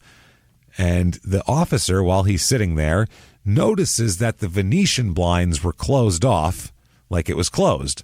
Like they were all closed up, but Winchell's is 24 hours. So he's like, why are their blinds down? That's weird. And this gives a cop an excuse to go into a donut shop, obviously, which I needed to investigate. The Venetian blinds weren't in their usual. I wasn't getting donuts, Johnson, you fucking asshole. God damn it. Making fun of me in front of everybody. To rob, you wouldn't go to It's the an old police cliche station. joke. Yeah, you wouldn't go to a donut shop. You don't go to the places that cops are at. What are they doing? I think there was like several jokes in the 80s that would be that. Like, you're like robbing a donut shop. You walk in, there's 20 cops. That was like an old timey joke. So the police officer contacted the owner of the shop and was told that, it should be open. Definitely should be open. I don't know why it would be closed. So now Sherry had just graduated from high school. She was supposed to be working the corner. The owner gets there, and the owner and the police officer go to walk into the place and find it's locked. Mm-hmm. Like, what the hell is going on here? This place is never supposed to be locked. It's a 24-hour joint. So, and they said Sherry's car was still parked outside. So like, it's locked up and her car's here, so she must be inside. Does she have like the worst case of diarrhea in Winchell's history? I mean, I'll be back at this time clock. It's just a Dumb and Dumber Jeff Daniels, blowout moment. What's going on here? Yeah. But they said there was no sign of her, and there's no sign of the $83 that should be in the register according to the receipts and everything. So Martin had been working the evening shift there for about a month, so she was still pretty new there. She would work until 11 o'clock or sometimes midnight. This was at 10:30 when the police officer noticed the blinds down, and then another employee would come and relieve her, and on it went. They suspected, police didn't look into this as a missing person at first. They looked into it as thievery. They looked into it as she stole the money. Really? And took off, which I don't know why you'd leave your car there if you're doing that. Right. But that is shoddy police work. I'm going to trade my car for this $83. That's what I'm going to do, and just run off into the night. No. So they said have $83. That will last me the rest of my life on the run. That's it. Never going to catch me. Never going to Mexico, making a run. Yeah, I'm going to make this money stretch. So that's what the police thought at first. But then once they started asking around about her, they said, that's very unlikely because she's just known as a really nice girl. She's not that kind of girl. Yeah, but that theory should have been shot down as soon as an officer said it to another officer. Well, why? He should have said, it's logical. Your fucking mind? It's logical, though. Maybe she stole it. She's not here and the money's missing. And she's only worked here a month. Yeah. That's a logical thing. Do you think she stole it? And then they go, hey, what kind of person is here? Real good girl, good grades, this, that, not a thief. And they go, okay, maybe someone stole her instead. But it takes a minute to get to that. Occam's razor. What's more likely? What happens more? Her and the money. What happens more? People steal from work, or 18-year-old girls are pulled out of donut shops? What happens more? Every day, Depends. people steal from work. Every day, people steal from work. Are you part of a murder podcast, James? Because if you are, true. then it's That's the girl true. disappeared. That's true. But it's more than likely, if your first thought as a cop shouldn't be, I bet it's a murder kidnap. I bet it is. Everything that you come across, because you're going to waste the worst cop ever. a shitload of time. Well, we would, because this is what we're used to. It must be a horrible murder. I wonder where the head is. I see Gotta be signs skeletonized by now. I see signs for cats missing, and I'm like, oh, great. Now there's a cat murderer everywhere. Oh, no. Now, 5 years from now, they're going to move on to women. Great.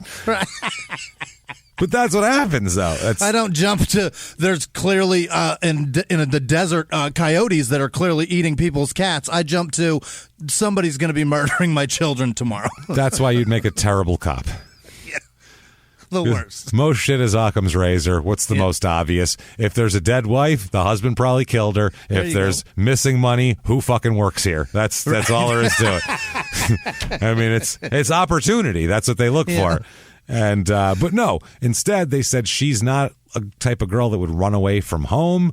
She's not type. There's no point for that because in a little while, in like a month, she's leaving to go to Dixie College. She's leaving home anyway. So there's no.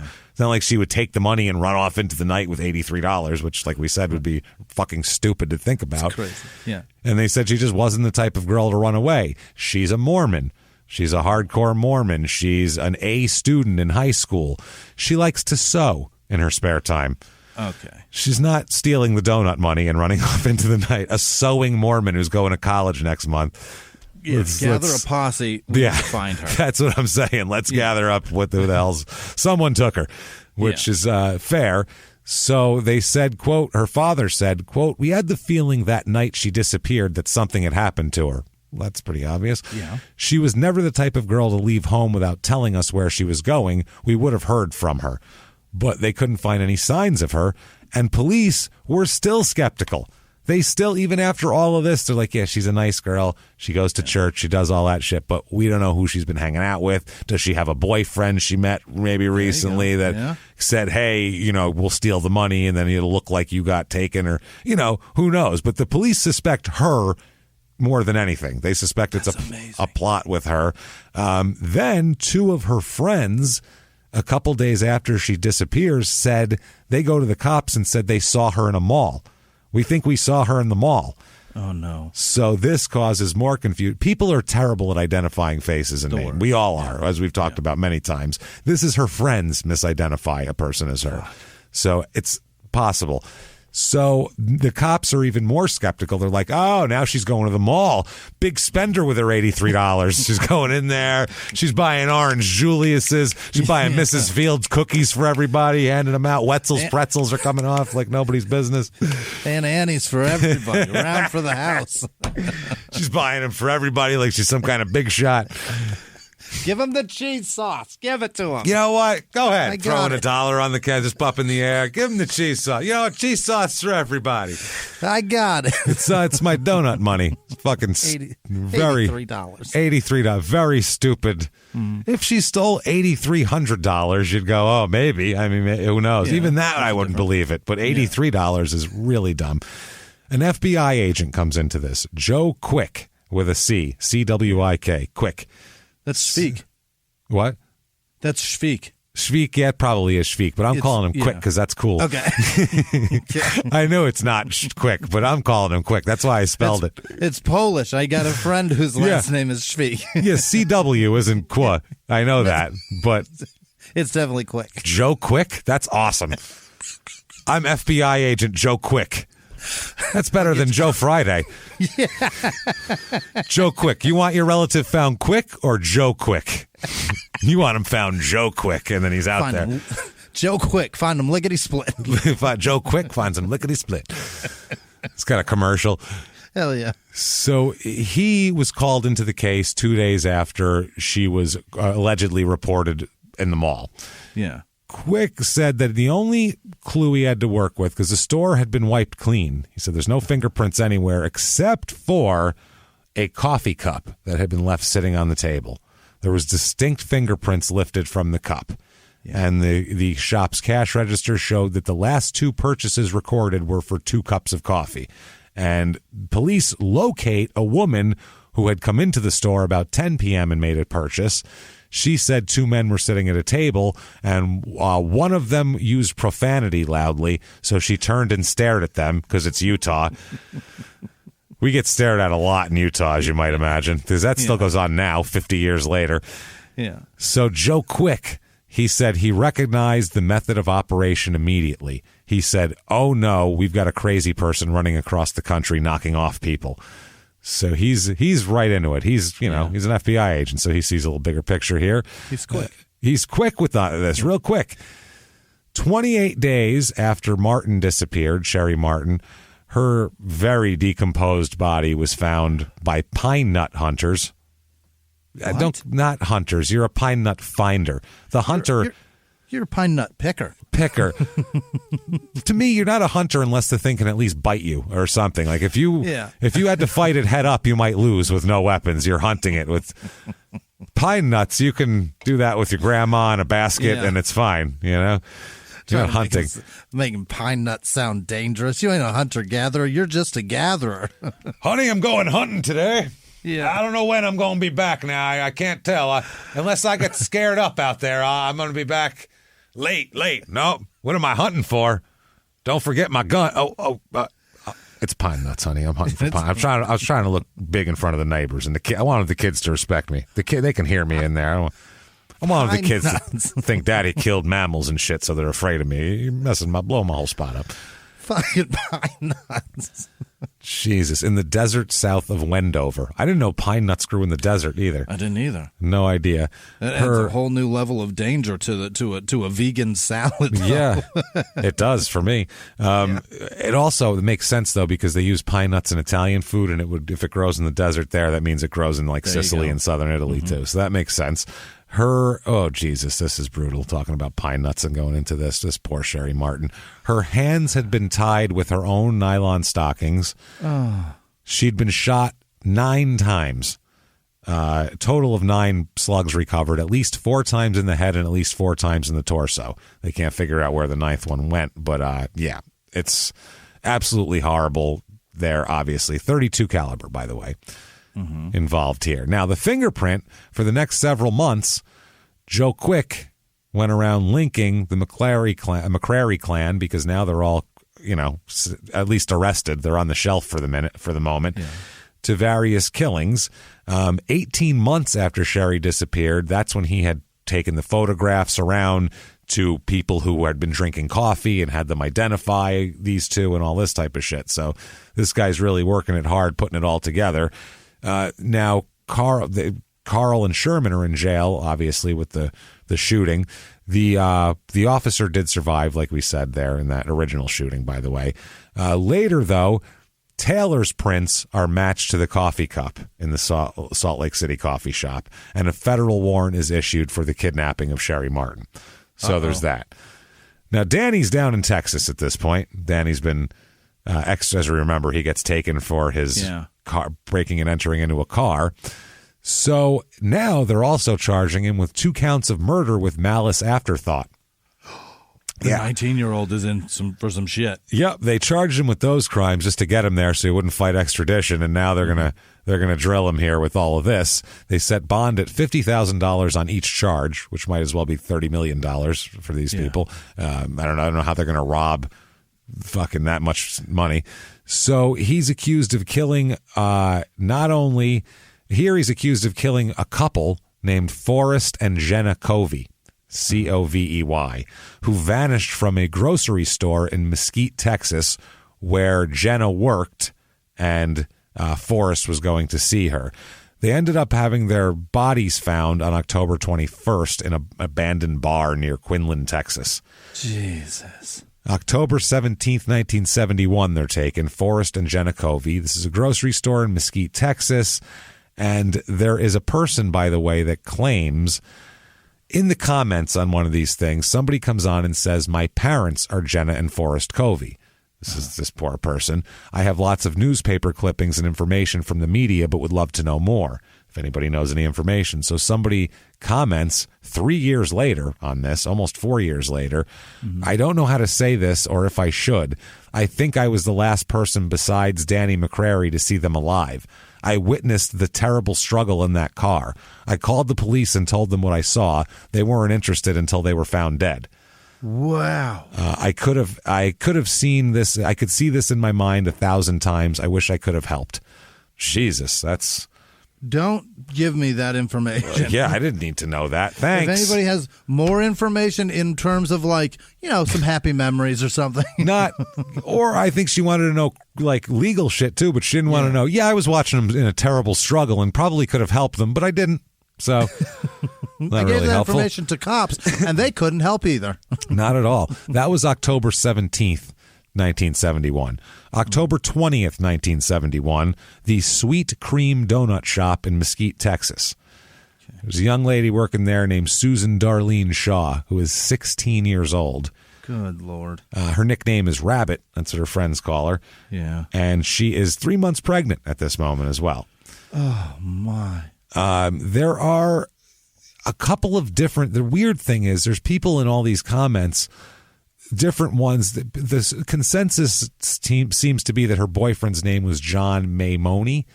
But there is also in the newspaper reports of her having a different boyfriend. But this is the guy that everybody says was her boyfriend and the father of her child. Okay. So I don't know if the newspaper was just behind on teenage makeups and breakups or whatever the fuck. But, you're not up on it all the time if you're a reporter. Right. So the police, her brother, or this guy, John's brother, says the police came to our house and took my brother for questioning. So they thought the boyfriend, they were looking at him right away. Susan called our house that night that she was abducted. She called the boyfriend's house before it happened. My mom was the last person to talk to her. She told my mom she was scared because of the people in the shop, which was this psychotic family that abducted her. She was looking for my brother because she wanted him to come to the donut shop, which, as we found out from Forrest and Jenna Covey, would have just gotten him killed as well. Because they weren't going to be like, ooh, there's a guy here now, we'll run away. They were going to pull a gun on both of them. Maybe he's got some money to steal. Who cares? So, this is brutal here, obviously. All of this, no more than $100 taken in any of these robberies, by the way, but multiple people murdered. October 24th, 1971, 16-year-old Susan Darlene Shaw is found in a lake nearby. Two young men walking on the railroad tracks near Lake Ray Hubbard spotted her floating in the lake. She had been shot 6 times, which is brutal. And this was, by the way, 2 hours later, several miles away. 2 other men find the bodies of Forrest and Jenna Covey in a barn in Quinlan, Texas. So there's just bodies popping up everywhere. This is all over the place. Yeah. Insanity. They asked the police if they think there's the same killers to blame for everybody. And the police chief said, quote, "It is an assumption, but I think it's a pretty good assumption." Yeah. They're all being found at the same time, for Christ's sake. Right. And they're all within 2 miles of it. How many fucking people you got killing people in Texas? It's ridiculous. The Coveys apparently were killed in the barn, they said. And they know that the man was shot in the back. And also, based on the way it's set up, they believe that they probably were, a little bit of torturous too, raping the wife, making the husband watch, shooting him to make her upset, and then shooting her too. Torture them both and then kill them. So, yeah, horrible, just horrible to everybody. Bad fucking people. The hands of both of them were tied with baling wires, and they called the bodies badly deteriorated, which is, that's so brutal, man. That's awful. And like we said, poor, Susan Shaw was found floating in Lake Ray Hubbard. Wow, that's fucking bad. So the Coveys are also found to be loaded up with .32 caliber bullets as well. Each had been shot at least 6 times. And in addition, they also find a couple of .22s in the mix for this one. So they're thinking multiple assailants. By this time, they put it together that it's the same .32 caliber used in all of these crimes that they've found, that we've just talked about. All of them. Same gun. Oh boy. Same gun. Not interstate with a murder weapon that you used 20 times. Are you out of your mind? The National Integrated Ballistics Information Program, which allows law enforcement agents to compare ballistics data from crime scenes to others, is what helped them do this. They could actually run it through a database. So they said they were no closer at this point to catching people, though, because they just knew all the bullets were connected. They didn't know about him yet. So here's a quote from Mom here. This is Mom McCrary here. Right. She says they asked her, when they had her in jail at this point, how the fuck could you sit by, because she was involved, she was there, she's in the car for half of this, how could you sit by while your husband, your son-in-law, all these people kidnap, rape, and murder women. How could you stand that? They said they found out the women would usually wait in the car and watch while the men raped the women and killed them. And they were just like, oh, they're doing their guy things out there. Yeah. Like, it's like they stopped to play darts or something. It's insane. So she's got to assume that this is everybody's life, right? Yeah, I think so. Well, they asked her, what were you thinking? How could you let that go on with those poor women? Those poor women. How could you not save them? She said, quote, "They're no kin of mine." Wow. Oh, that's terrible. That's her answer. That's some cold shit. I don't fucking care about those people. I care about the people that I'm in the car murdering with. Those are that's my kin. Wow. I'm scared up. I'll tell you that right now. Boy, oh boy. This is scaring me up. So not the only ones in Texas either, by the way. There's more in Texas. November 1971, Elizabeth Perryman disappeared on September. She disappeared on September 28th, 71, is found much later on. She disappears very close to, and the day after this opens, the Panhandle South Plains Fair. Of course. So this is the Panhandle Carnival, is what's carny action, and they believe, by the way, they're working there. Yes, wow. It's the day after. Now, Lubbock detectives who are investigating this disappearance of Perryman, she's a 26-year-old waitress who disappeared from a Hub City cafe. Again, so they said they said there's similarities between the Mesquite slayings and this slaying, so that's how they kind of put it together. She disappeared from the Tottle House is the name of it, 2859 34th Street, between 9:20 and 9:50 p.m. This is the night after the Panhandle South Plains Fair opens. So the police suspect foul play, obviously. A small amount of money was missing from the cafe, and Perryman's purse and personal effects were found inside the locked building after she had vanished. So all of her shit was still there, just like the other one. Her husband found the place locked when he stopped by to pick his wife up from work. Right. He was like, sat outside, she didn't come out, he went and the door's locked. He's like, what the fuck? What's going on? So they said that a Lakewood police officer said, there's a chance that there's other guy that we'll talk about in a minute named Harris is involved. That's who they think this is. They don't even pin it on the McCrarys yet. They have a whole other guy. They said, quote, "We can put him in the donut shop that night. She was working alone in the shop." So December 19th, 1971, Elizabeth Perryman is found near Amarillo. It was at this point, though, the McCrarys are being held there, so they're trying to figure out how they're going to charge or who they're going to charge, but they actually arrest a different person for this at first. Great work, fellas.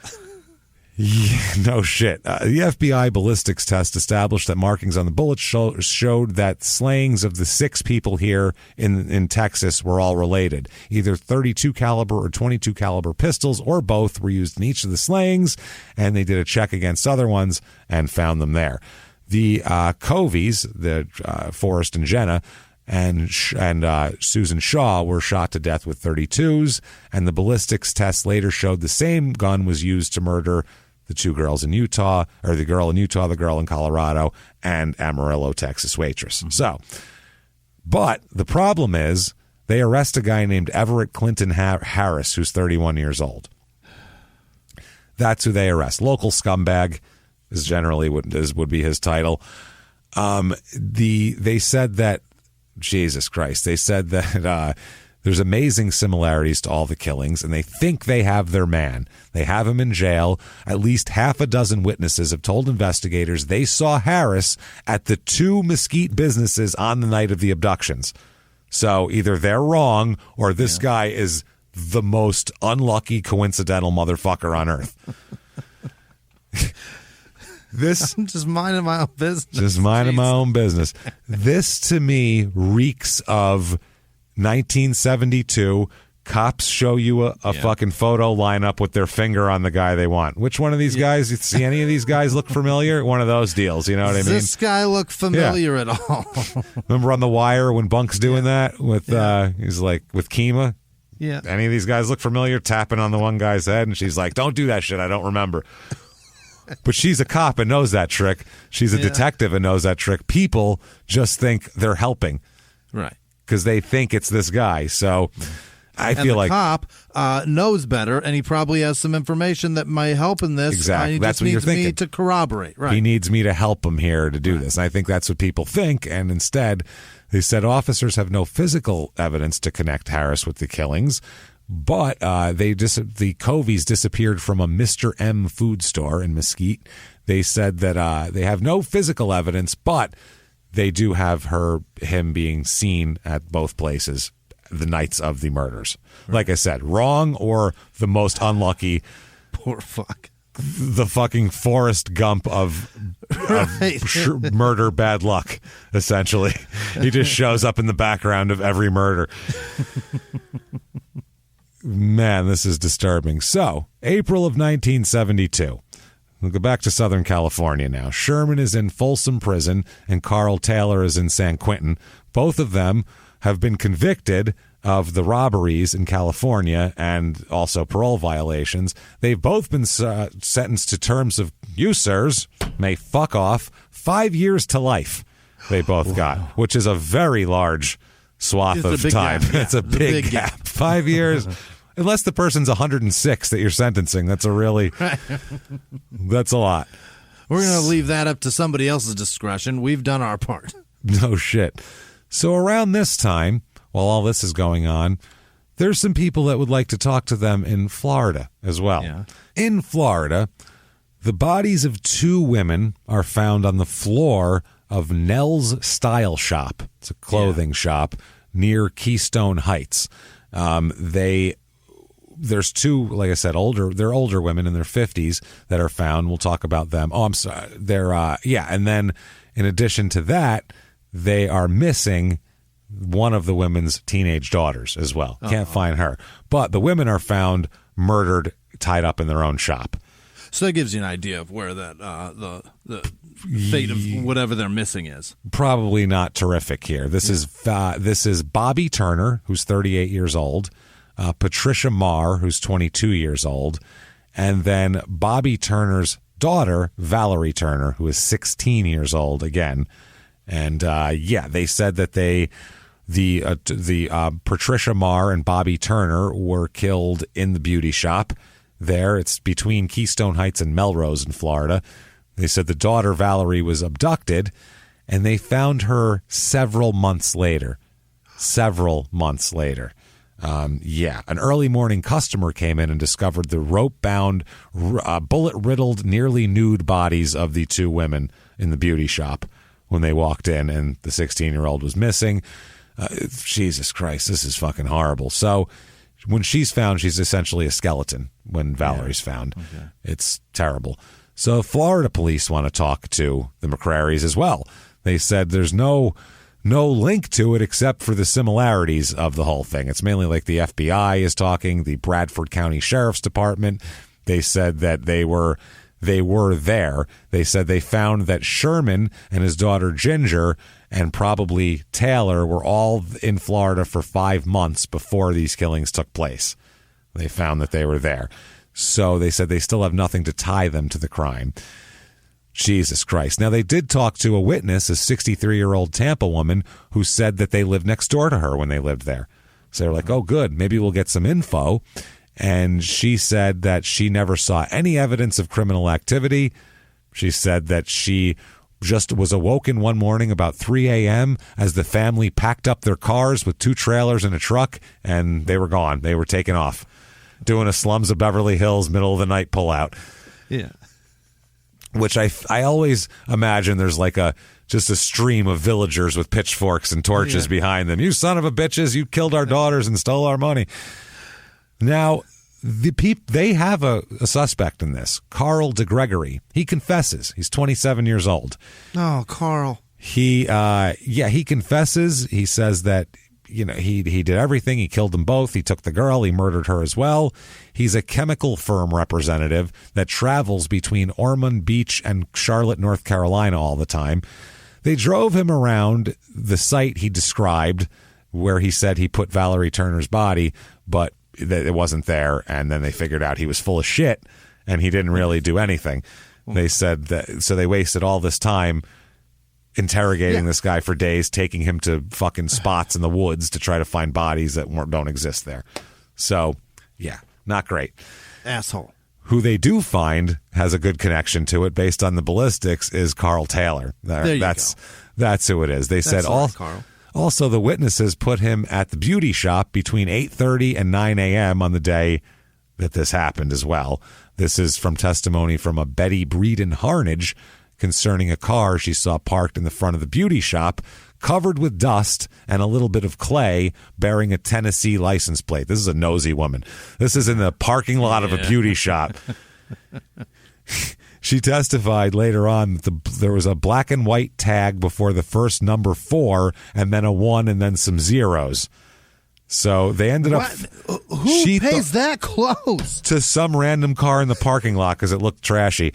They said the tag was lettered. It was a Tennessee plate 4-F6101. And that's what they found. They ended up... the tag had been found on the shelf in the back screened-in porch at a ranch near Trinidad, Texas, where Carl was employed under the name Raymond Taylor instead of Carl Taylor. The house was located after an interview with Ginger, who gave his location up in Texas. So then they went there and found the other part of the license plate, and they were like, hey, stupid. So they want to get him to Florida, but it's hard to get him to Florida because they have to extradite him to Florida, but there's like a line of states that want these guys. So yeah, take a number for real. Yeah, no shit. They make a typographical error in the first legal papers submitted by Florida, causing their return to Florida. So the DA said, quote, "I'm hoping now that the papers will be back in California soon and we'll learn something within the next 30 days. Supposedly they'll notify us in the next couple of weeks whether all our papers are in order and if we're in line for Taylor or if we've got to do something else." Florida's been fucking up for 50 years. Yeah, that's sorry. You were the worst at this. These killings happened first and you found out about them last. You're the dumbest. And then you can't even get the paperwork right to get a hold of the guy. Colorado had it together the most. Texas already had a hold order with California for Taylor, basically. If you're going to let him out, you're sending him here for a murder charge here. Taylor admitted complicity in the slaying of at least 7 people: Colorado, Utah, Oregon, Florida, Texas. He's admitted to those. And they estimate at this time that between 17 and 24 victims exist. That's the estimate they have now.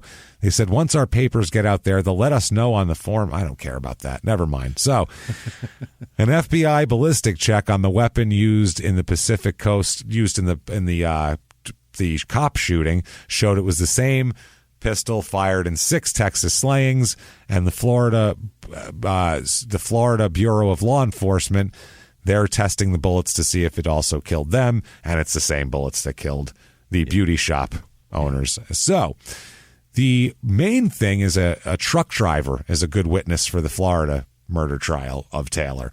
Okay. He's a guy, this guy Lloyd Beckton, he's a driver, and he told the circuit court that he had just pulled his rig off the road to work on his truck log.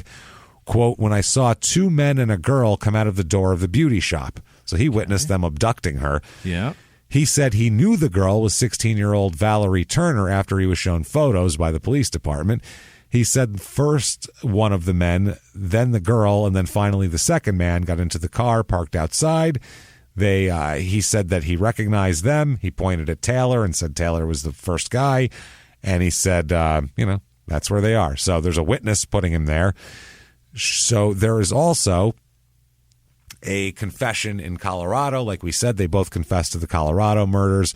Sherman gave his whole spiel of that shit.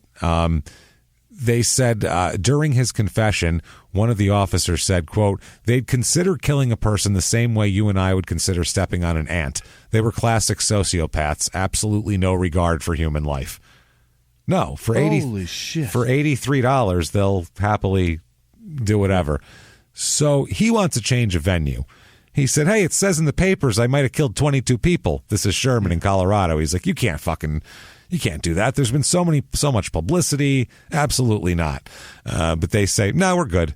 That was like a year ago. We're good now. Also, he wants his statements tossed out as well. He says that when the two Colorado officers went to California, where he was serving his sentence on the other charges, to interview him, he said that at the same time, the Texas officers were there too. He said the Texas officers interviewed him first about his involvement in the Texas murders. He said the Colorado officers were in an adjoining room and they could overhear part of the interview, and they did. They testified that he was advised of his rights, and he heard that he chose to remain silent with the Texas officers. But then he fully admitted Colorado shit. Right. So he said the Texans continued to question him and told him that his wife would not be able to withstand similar questioning. Like, you may be able to sit here and take the heat. We sit your wife down with her poor vision and her fucking asthma. That sickly bitch is going to talk. She's gonna spill. That was Ginger, I think, with the poor vision. Yeah. Either way, one of these sickly motherfuckers is going to talk. They can't take it like you can. Right. He made no statements in a 3-hour session to the Texans. And he said that the Colorado officers said at times he was testy with the Texan officers, probably because he said, I don't want to talk, and they stayed there for 3 hours. Yeah. They said, we came all the way from Texas. We're going to talk with you for 3 hours. So after the Texans finished their interview, the Colorado officers attempted to question Sherman as well. They advised him of his rights. He chose to remain silent at that time, and they stopped questioning him. But on November 10th, the Texas officers conducted another interview with him, and before this, during this, he didn't make any statements. November 16th, the Colorado officers again met with him, advised him of his rights, and he said that's when he gave them their statement of, I did nothing, I was disgusted by what was going on. Right. God, how dare he, don't touch that poor young girl. Right. He says that the statements of the Colorado officers were coerced by the Texas officers' threats on his life and to his wife's mental health.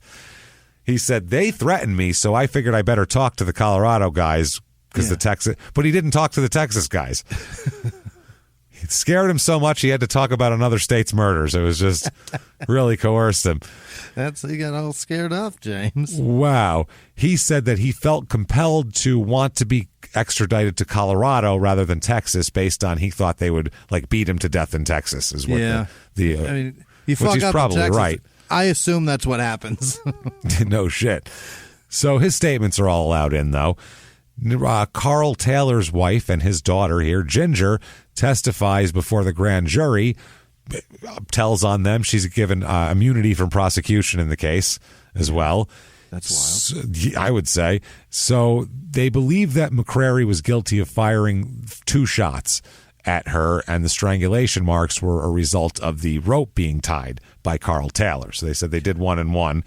The prosecutor says, quote, Carl Taylor had the rope and Sherman McCrary had the gun, and it was Sherman McCrary standing up there shooting. That's the speculation on my part, but it's a reasonable inference.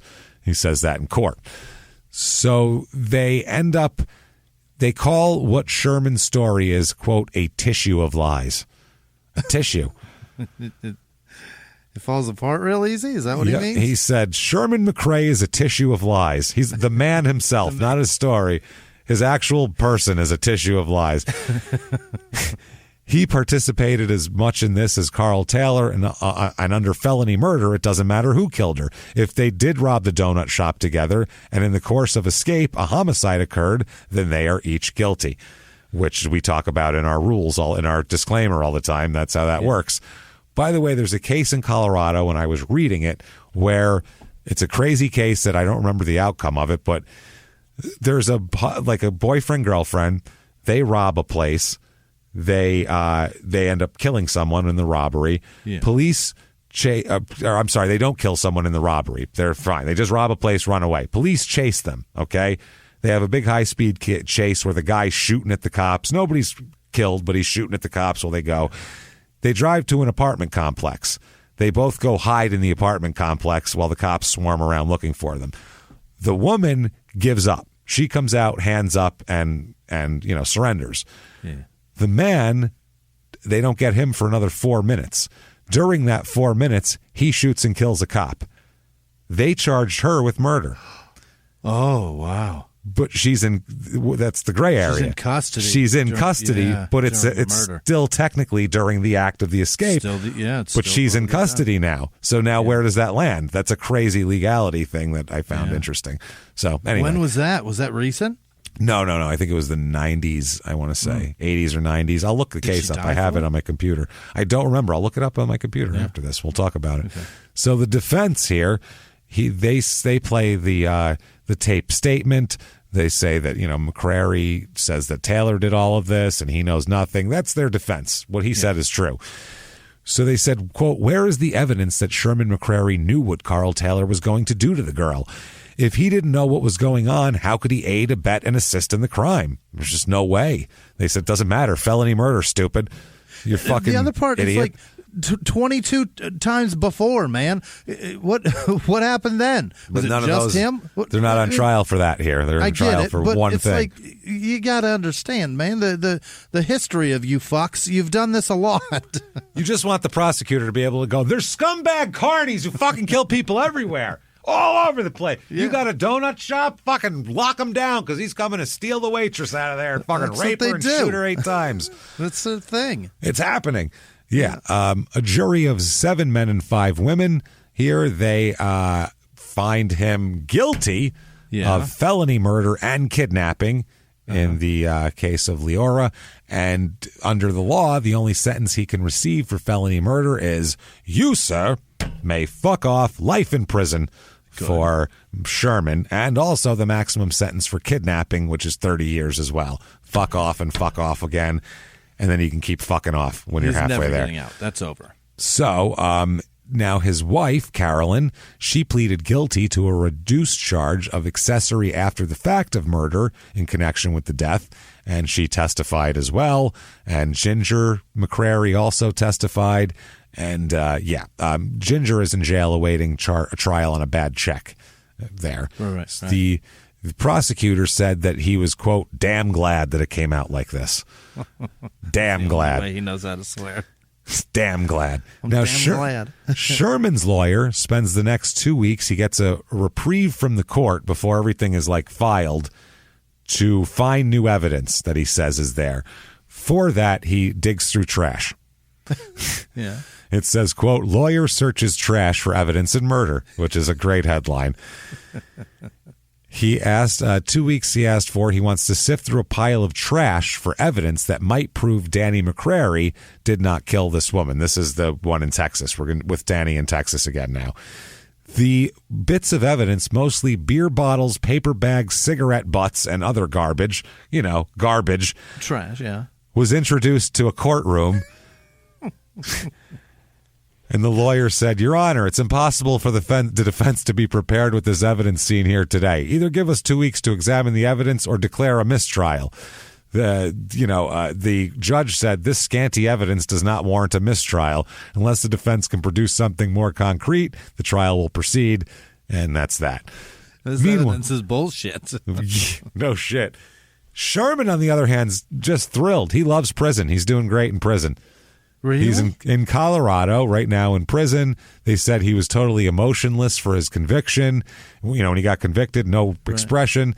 The sheriff's captain said, quote, "His attitude hasn't changed a bit since his conviction. He ate his supper Monday night. Everything is the same as usual. He didn't even lose his appetite."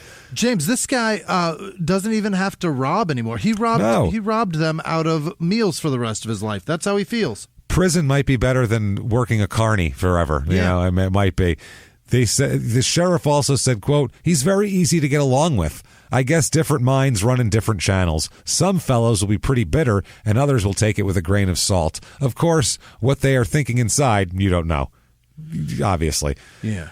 So 1973, Danny's in court in Texas, May 1973. And his lawyer searched through all the garbage and everything like that. And they want a new trial and all this type of shit. And they want all these witnesses stricken. I found pizza crust. I found a pizza crust and 2 Newport butts. Now, He smokes Marlboro Lights, so this does not belong to him. And he said he don't like that Italian shit. I think that's what Italian shit. He said he don't eat. We have got a bombshell of a toilet paper wrapper. Oh my God! So they said, "Fuck, man, he's on court for this." His lawyer repeated and insisted that it was someone else, possibly any of the other suspect questioned, including the one that was arrested for these cases in Texas, who killed the Covey family, or the two. He's on trial for Mrs. Covey, for Jenna Covey, not for Forrest Covey. They said one of the suspects, especially Everett C. Harris, he was arrested and charged with the robbery of the grocery store from when they were abducted. He was held for more than a month, but then released because of lack of evidence. He was released on November 29th, 1971. June 12th, 1972, Harris died of pneumonia. Oh, my God. So there's no way to charge him or no way to get any information out of him, but they had charged him and then let him go. They said that he indirectly linked Harris to the barn area near Quinlan where the bodies were found. Harris lived in Quinlan where these bodies were found. So they established that two women identified as Peggy Frazier of Greenville and Lois Kaczynski of Quinlan told investigators they were driving near the barn where the bodies were found about the time the slayings were believed to have been taking place. The women said they reported hearing about 20 shots and then identified a picture of Harris as the man they saw in the area at that same time. Poor bastard. So I don't know if that's whatever. I don't know but the bullets are matched back to the McCrary's. Right. So he just has the worst luck. Yeah. So he was seen in both places the murders happened, on the day they happened and at the fucking barn that they were shot at. How is that possible? Is he related to these people? Is he the sixth member of the Klan? Is that what it is? Is either part of that family or just the unluckiest man alive? Unluckiest. James, he died of pneumonia in 6 months. Fuck, at 31. At 31. Either that or the cops in Texas can make anybody identify anything for anything. Yeah. Anybody for anything. Which is more feasible. Yeah. It took the jury of 8 men and 4 women 7.5 hours before finally finding Danny guilty of the murder of Gene Covey. You, sir, may fuck off. Life in prison for young Danny, who's about 22 at this point in time when he gets sent away. Carl Robert Taylor tries to plead insanity in Colorado for the Leora thing. Yeah, because that would be crazy. That's how crazy would I have to be? Right in front of my father-in-law? What are you kidding me? He is convicted and sentenced to, you, sir, may certainly fuck off, because he's, I think, the scummiest of them all. Yeah. He's the one who really likes the raping and all that shit. Yeah. Sentenced. James, of children. Yeah, teenagers, fucking 16-year-olds, pregnant 16-year-olds. It's disgusting. It's a terrible thing to do. Sentence life in prison for you as well. Mm-hmm. So Ginger, his wife here, she testified against him and her father and was sentenced to, you ma'am, may fuck off, 3 to 5 years in prison for bad check writing. Okay. So there's That's that. It. That's all she gets. That's it. Because she testified. They gave her immunity on the murder stuff. So, same thing with Carolyn. She is serving, you ma'am, may fuck off, 2 years for a misdemeanor as an accessory in the slaying. They gave her a misdemeanor and gave her 2 years for that. Unbelievable. For killing a 20-year-old girl, for being an accessory to that. They said that the sentences are to run consecutively, blah, blah, blah. Anyway, Taylor will begin serving his term in Colorado, and if he ends up being paroled in California, he gets to go to Texas. So if he's paroled anywhere, there's another state waiting to, he's got a prison sentence all lined up to go there. So he's been convicted all over the place. He pleaded guilty to the robbery case and 2 other cases in Dallas, the 3 in Dallas he pleads guilty to, around the Dallas area. Ginger pleads guilty, like we said, to $1,437.80 in bad checks. She gets sent away for 3 to 5 years in prison. October of 1974, this is when they're doing the Sherman confesses to Lakewood police in Colorado for the murders in Texas. He tells the Colorado police, I did kill those people in Texas. This is Sherman. He says that he killed the Coveys and he killed the other young lady. And he said that the statements were not admissible under Texas law because they were made to another law enforcement agency and not them. So is that real? What is that? Yes, it does. It's not. They don't know their procedures if they got the things in the Texas way or whatever. Yeah. So the Texas Sheriff's Department visited McCrary, hoping to get him to tell the story to him. Yeah. And he said, "No, I don't think so. I don't feel like it now." Fuck you. Wouldn't tell him again. Fuck you, Texas. So they get no fucking confession there. So, also October of 74, here now, Judge Henry King sentences McCrary to, you, sir, may fuck off, life, after evidence presented that he was convicted in, this is in life in the California case for his escapes, not just his robbery. So now he's got a life also. He's got a Colorado life, he's got a California life, and then Texas wants to try him for 3 murders that he has been confessing to. Yeah, and then life for that. Yeah. And then Florida would like to talk to him. Oh, by the way, they'd like to talk to him in Washington and Missouri very badly as well. Oh, then there's Utah. Let's not forget about the young lady in Utah. So it's a lot. The Dallas County jury of 6 men and 6 women deliberated for only 12 minutes before they found McCrary guilty of the robbery of the grocery store. 3 employees identified McCrary as one of the 2 men who robbed the store. So he's found guilty in Texas of that. Now, they later, both Taylor and McCrary, Sherman, both confessed to the Elizabeth Perryman murder. Really? They both end up confessing to it. Now, it's for a book. They're interviewed by a police officer for the book. It's county chief deputy at this time, Van Perryman. That's Elizabeth's husband. Really? Yes. He, obviously lived through all of this shit. He's writing a book about his wife's murder? No. It was found through this book, but he's talking about the book. He said, I took my wife to work, and 3 months later, her skeletal remains were sent to me. That's a pretty glib way to put it, man. Holy shit. Fucking grim. What's his name? I'm sorry. This is some grim Van shit right there. I don't blame him. It's his wife, but that is the most depressing. I guess, you know what? He's putting it in a matter-of-fact way, so he can tell you how horrible it is. True. He said that his life's gotten better. He remarried. He's all good. But he said he'll never forget the pain of the killing. He said he can remember watching the television in 1971 when his wife's body was found 3 months after she disappeared. That's how he found out about it. He remembers seeing a law officer on the television news place her skull on the hood of a police car. Why would they allow that to be shot and put on the fucking news, That's hard. Yeah, you'd think he'd say, get the fuck out of here. Good God. Now, in this book, Sherman McCrary and Carl Taylor are interviewed about the Lubbock restaurant robbery where Perryman was abducted and killed. Yeah. So Taylor said, quote, so I figured I'll just go on in here and I'll just take a rip at this place. I'll just take and rip this place off and I'll leave her in there tied up, split right out of here. That's what he said. Yeah. He took $125 and also ended up taking Miss Perryman.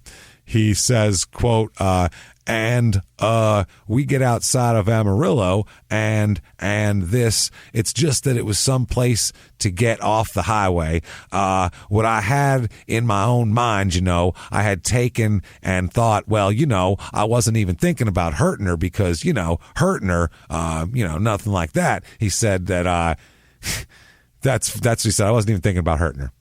I just took her and pulled off the road, and you know how that goes. So they write that it's Perryman, like we said. Fuck, man. The Perryman's husband said, quote, as long as there's a statute of limitations, I am not going to let these people forget this case, because they don't ever try them for that case. Right. That case is just open. I mean, they know who did it, but it's open. Mm-hmm. He said that he's been told at this point that 15-year-old evidence has been lost.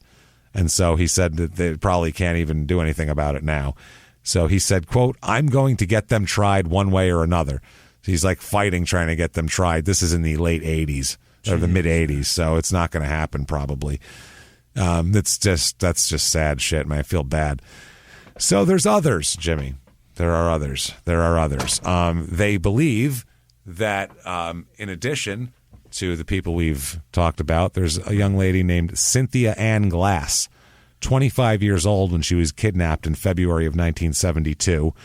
Her remains were found in Washington after being shot to death with a .32 caliber. Jesus Christ, she was a Portland grocery store clerk.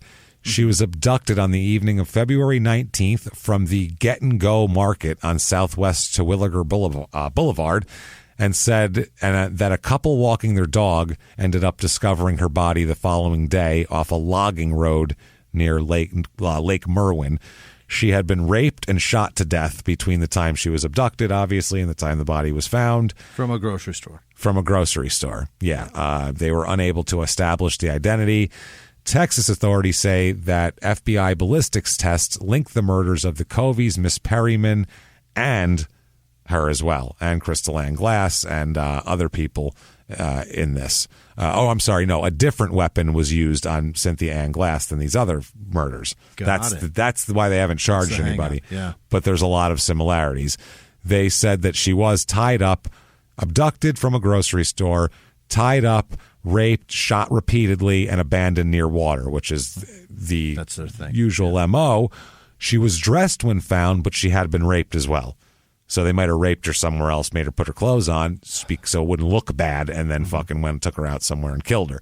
So either way, same MO. Barbara Joan Moorman, man. Yeah. She was 22. She lived in Texas, kidnapped from a grocery store in Irving, Texas. They had a suspect here. A 22-year-old Vietnam War veteran emerged as the suspect in what the paper called the sex mutilation murders over a 2-year period. Jesus Christ. That's what they said in the newspaper. This is before the term serial killers was used. It didn't exist at this point yet at all. It was sex multiple mutilation. Yeah, like a sex maniac murderer. That's what they would call them, or mutilation crimes, or whatever, sadomasochistic or shit like that. So the suspect here is a resident of suburban Irving. He was arrested by a policeman at the after an automobile chase, and he wrecked his car while holding a 59-year-old woman as hostage in the car with her. The officer said the chase started after he heard a woman scream as the car drove by the police station. Smart. They drove by a police station. She just screamed out the window, "Help! Maybe someone in there will fucking hear me." Hell yeah. And they did. And they came outside and they were like, well, fuck it. Let's go follow the car. We're all inside. We got nothing better going on. Let's see what's going on there. We'll stop by Winchell's on the way. Yeah, why not? Give it a shot. So they did, and when they ended up reaching a wrecked vehicle, the woman told of being abducted from a tavern and driven to a desolate area near North Lake where her life was threatened. And North Lake, I guess, was a spot where Barbara Joan Moorman was found. It was right nearby. Oh. So that's why they're trying to connect them. They said, we had to look at him, the Vietnam veteran, because he was headed in that direction and because he had a knife. The knife was stained with what appeared to be blood and was also found blood on the clothing. He was linked with other crimes because of similar circumstances, and he's generally known to officers because of a positive response on a polygraph when he was questioned about a missing watch of one of the victims. So they had him. They never end up convicting him. They released this guy, and it remains a mystery. Jesus, fuck, man. Bobby Joe Sanders, age 26, disappeared while living in Texas. Bobby Jean English. A lot of BOBBIs in Texas. Yeah. Bobby Jean English was 18 while she disappeared in Texas as well. Next is Jake Green and Mabel Manley. Oh. Jake is 69 years old. He disappeared on March 2nd, 1972 from Kansas City, Missouri. He's a janitor that disappeared from a tavern where he worked in Kansas City. Mabel Manley, age 68, disappeared in the same night from the same tavern. She was the bartender there and disappeared. So they were taken. They were last seen cleaning the tavern about 12:45. Building was found unlocked in the morning with about $95 missing from the cash register. And both Manley and Green's cars were still parked outside. The wooded area they end up finding a body near. It's about 5 miles southwest of the tavern. They find both bodies there.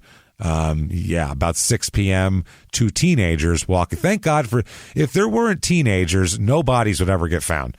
80% of bodies are found by teenagers walking. Yeah. Because they go places other people don't want to go. Right. Through trails and woods and shit like that. We got to get away. We got to go smoke weed in the woods. Yeah. So they were walking around the roadside. They contacted police, who began a search of the area. The bodies were found between 9:30 and 10 a.m., and they found Green's body first lying in a wooded embankment which sloped westward from Blue River Road about 1/4 of a mile north of the Blue Ridge extension. They moved south a little bit and found Mrs. Manley's body about 1/8 of a mile away. They were both face down and at a right angle to the road. Green was found on a steep slope, Mrs. Manley on a slight incline.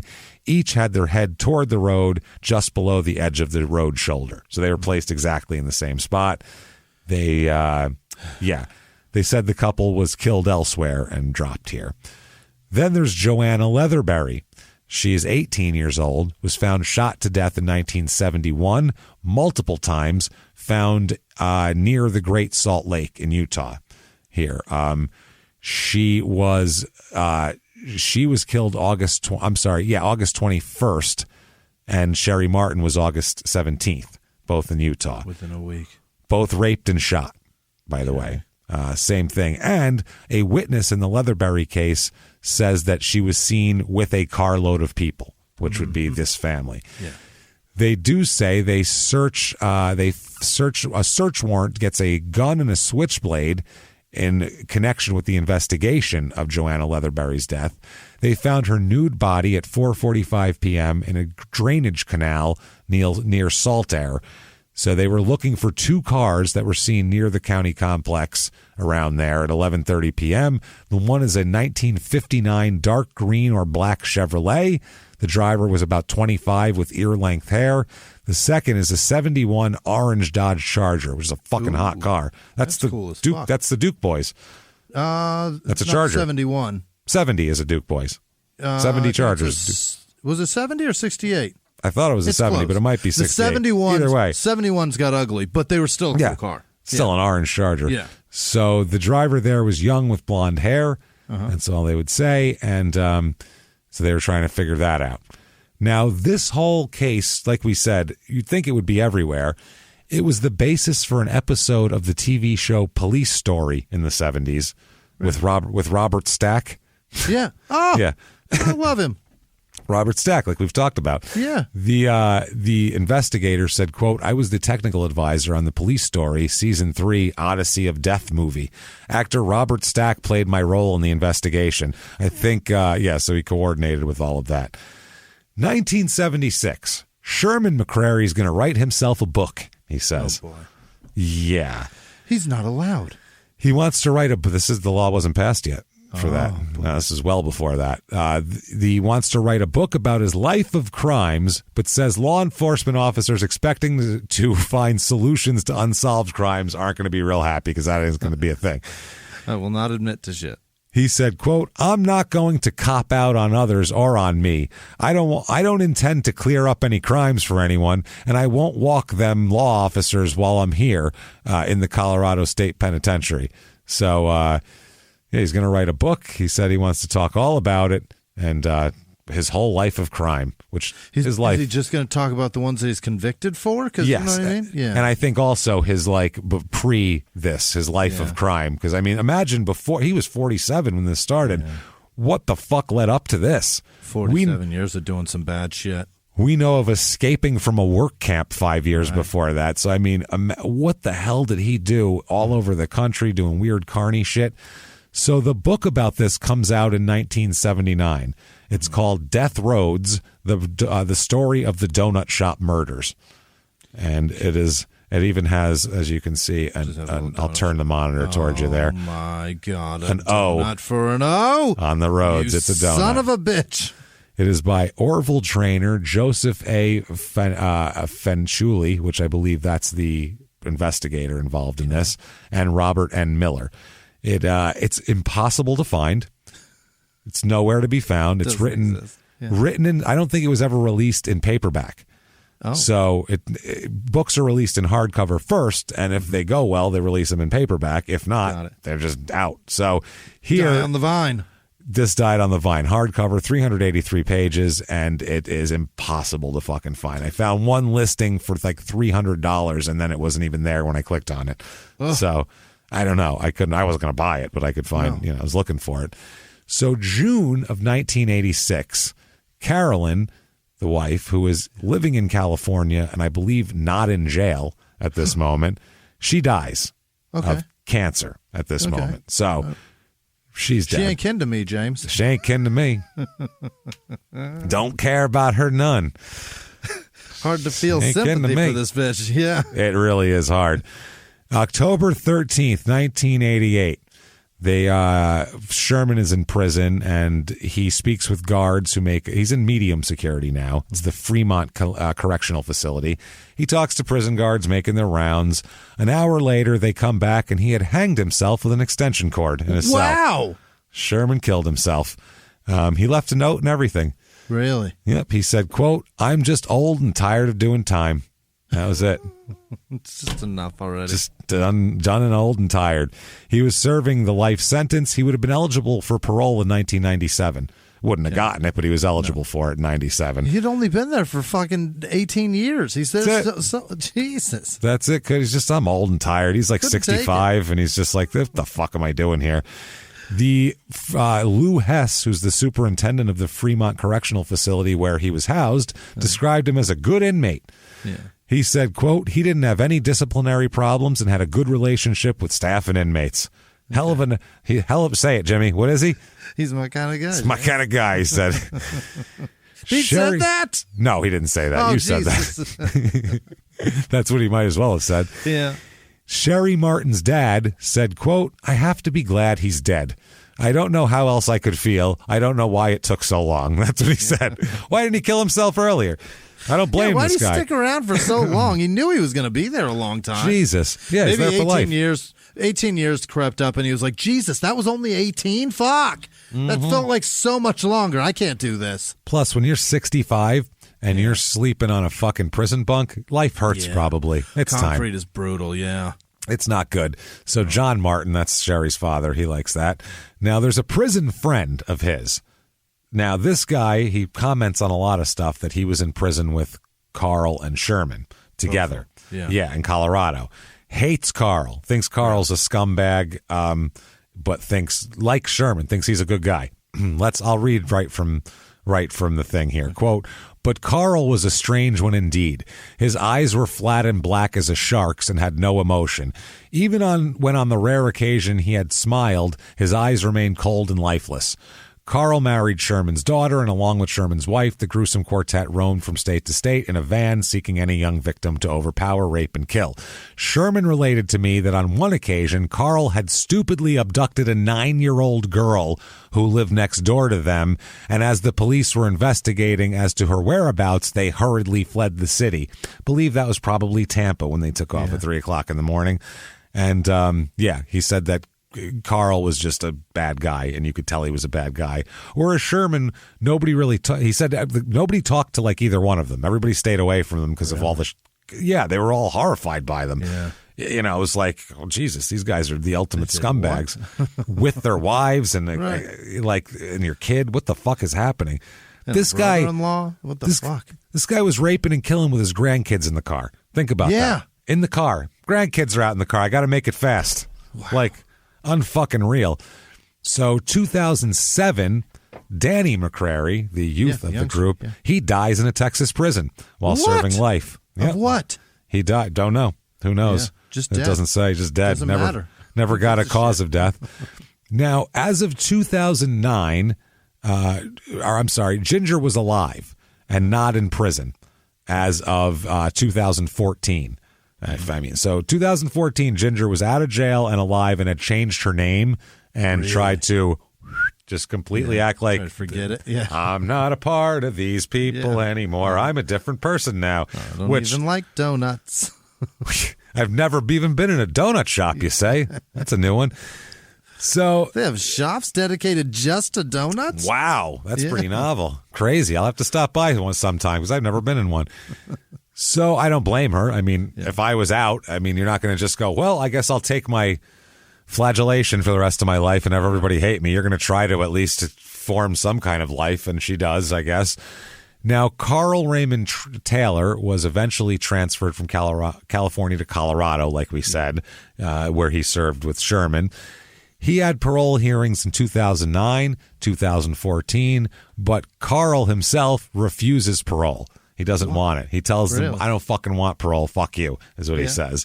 Because if he were to accept parole, authorities from Texas, California, Florida, and Washington are all waiting for him to take him into custody and try him on shit there. So he said, why move and go through all that in another prison? Right. I'm fine here. I got a prison. Yep, and Carl his DOC number is 44500 if you want to check up on him here. Next parole hearing is in June of 2018, at that point from 2014, which he refused there as well. He remains there. He is at this point about 82 years old. Is he? He's 82. He's 82 years old, Taylor, and he's outlived the whole fucking clan except for Ginger and the other one. Is he at the Florence one in Colorado? Colorado Territorial Correctional Facility. I don't know where the hell that is, but somewhere here. It's in Pueblo. I don't know. There he is. In Pueblo. He's in there. Life without parole, though. How about that? He's in there, not coming out. He's still there. Everybody else is dead. Someone else has an assumed name, and there's tons of families who don't have closure. And the amount of investigating that even like web sleuths out there could do to find different newspaper reports and match up from all over the country, trace their trail. This is one of those where I wish that we were like one of those shows that we did like just like an 8-part series on one thing, because I'd love to like trace their whole map, figure out what the fuck they were, then the dates they were there, look for in the next month or two corresponding missing people, bodies found, a newspaper archive. I mean, there's a lot to try to put this together, but the fucking FBI didn't even bother. They didn't even bother. Like, they're not even... James, you're looking at bodies found, too. Yeah. There could be dozens that were never found. That's what I mean. Knows? That's what I'm talking about, too. Missing people I'm talking about. This person was kidnapped. This person's missing, never popped up. Because the people they kidnap, they never take people who aren't missed. Right. They take, not only are the people have families and places to go, they literally have a place they're supposed to be at that moment. Yeah. Like, normally when they take, someone kidnaps a prostitute and kills them, it's because they think no one will notice they're gone for a while. It'll be at least a few days. It's not like she punched a clock and there's a boss that's looking for her. This is a girl that's supposed to be out. She's got a cock at 2:30. What's going on here? She's supposed to be here. She's missing her appointments. It's not what's going on. Right. This is someone they take, and then it'll be discovered as soon as someone else walks into the donut shop. Exactly. And it's not like a great crime. They're stupid fucking crimes. They really are. So, I don't know. It's really, really dumb. But there you go. There's Carr, Colorado, which is the place that finally caught these guys. Utah never ended up filing charges. Florida, they're open. Everything's open. It's crazy.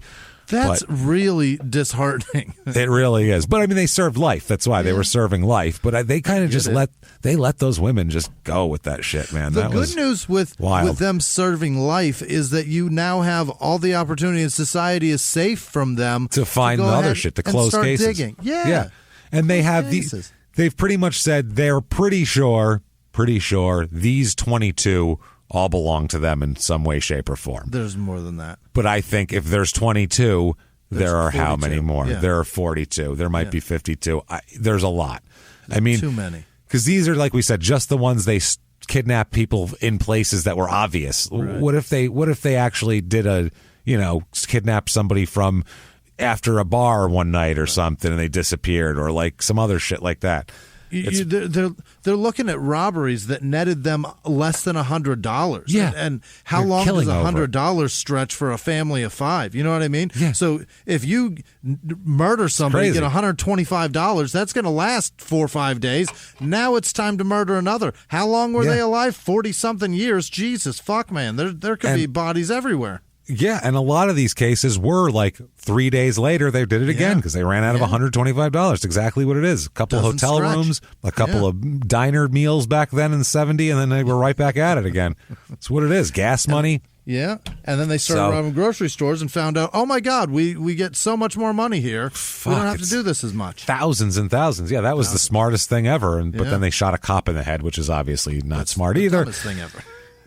Anyway, if you want, everybody try to figure this out, and you could spend months looking through this and try. I had to run at the end and go, I have to record now because I couldn't stop trying to find other things to link, and I really got ass deep in this shit. So, you can do that as well. And when you're done with all that, give us a review. Get on whatever app or platform you're using. Give us 5 stars or 10 stars or 500 stars or whatever amount of stars corresponds to how wonderful you feel about us. In addition to that, head over to shutupandgivememurder.com today for all of your merch. There's so much good merch up there. Is, yeah. Items you wouldn't even think that they make merch in. They make merch in. So check it out all on our site. And also you can get tickets to live shows, which fingers crossed we'll see. Yeah. We'll see. We really want to be there. So hopefully those will work out. Get your tickets to those now. Head over to Patreon is where you want to be to get the good stuff. Patreon.com/crime and sports. Anybody over the $5 level gets access to Crime and Sports and Small Town Murders bonus episodes. You get the whole back catalog. You're going to get like 4 episodes a month. And the Crime and Sports ones rarely have anything to do with sports. They're usually some weird criminal thing. They're so fun. So much fun. Our Patreon episodes are worth every goddamn penny of it. Put it that way. If I wasn't making them, I would happily pay $5. They're really good. And I'm not saying that to try to sell stuff. We really are proud of the episodes and we want people to hear them. So they are good. This week we have Barry Bremen for the Crime and Sports episode, who is the master imposter. He's not an athlete. He's a man who sold insurance and like toys, and he hated it. Needed excitement. Needed excitement. So what he did is he decided to dress up in different uniforms and get himself involved in sporting events, like on the field, dressed up in uniforms. He's such an interesting guy that the players even started to like him, and there was players that started helping him do this. Right. He was at the NBA All-Star game on the court, dressed in a warm-up uniform, shooting around with Kareem Abdul-Jabbar. He was all over the place. He was at the World Series. He even accepted the Best Supporting Actress Emmy Award, which is a crazy life that you need to hear to believe. I'll give it away too. He was a Dallas Cowboy cheerleader. He posed as at one point.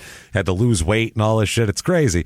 Then for Small Town Murders episode, my God, is it an amazing one, because we love doing the serial killer childhood series, and we did number 2. We all know what they did. Yeah. You guys know what Richard Ramirez did. You know what the Iceman Richard Kuklinski did, because he killed over 100 people. Right. But which, this week is a punk compared to Kuklinski when it comes to body count. So he killed over 100 people. We're going to figure out what happened.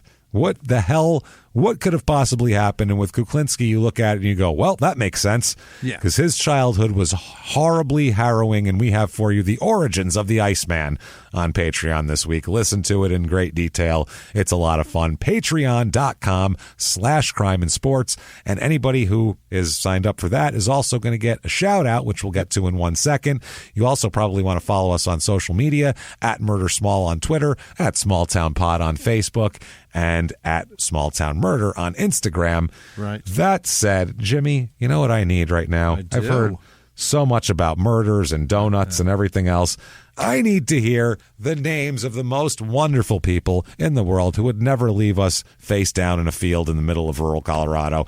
Jimmy, please hit me with them now. This week's executive producers are Kristen Sweet, Nancy Weaver, John Checkley, and Jordan Bennett. You guys are tremendous, and you always come through. Thank you so much. It's really the larger donations are.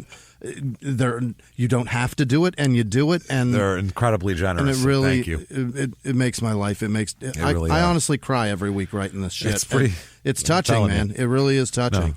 No. Thank you. Other producers this week are Andy Stratz. He's awaiting a new liver, James. Isn't that fucking insane? Holy shit. Yeah. Somebody give him a liver. Somebody. He's on the list. I understand he's getting one shortly. I don't know. But good. Hang in there, Andy. You're going to get better. Allison Riegel got an interview for the number one job she wants, I guess. So hey, look at you. She got the interview. That's not the job yet. Get that job, Allison, right? Fingers crossed, Allison. You're going to get that job, Allison. You got that. Other producers also, Nicole Anna Clarico.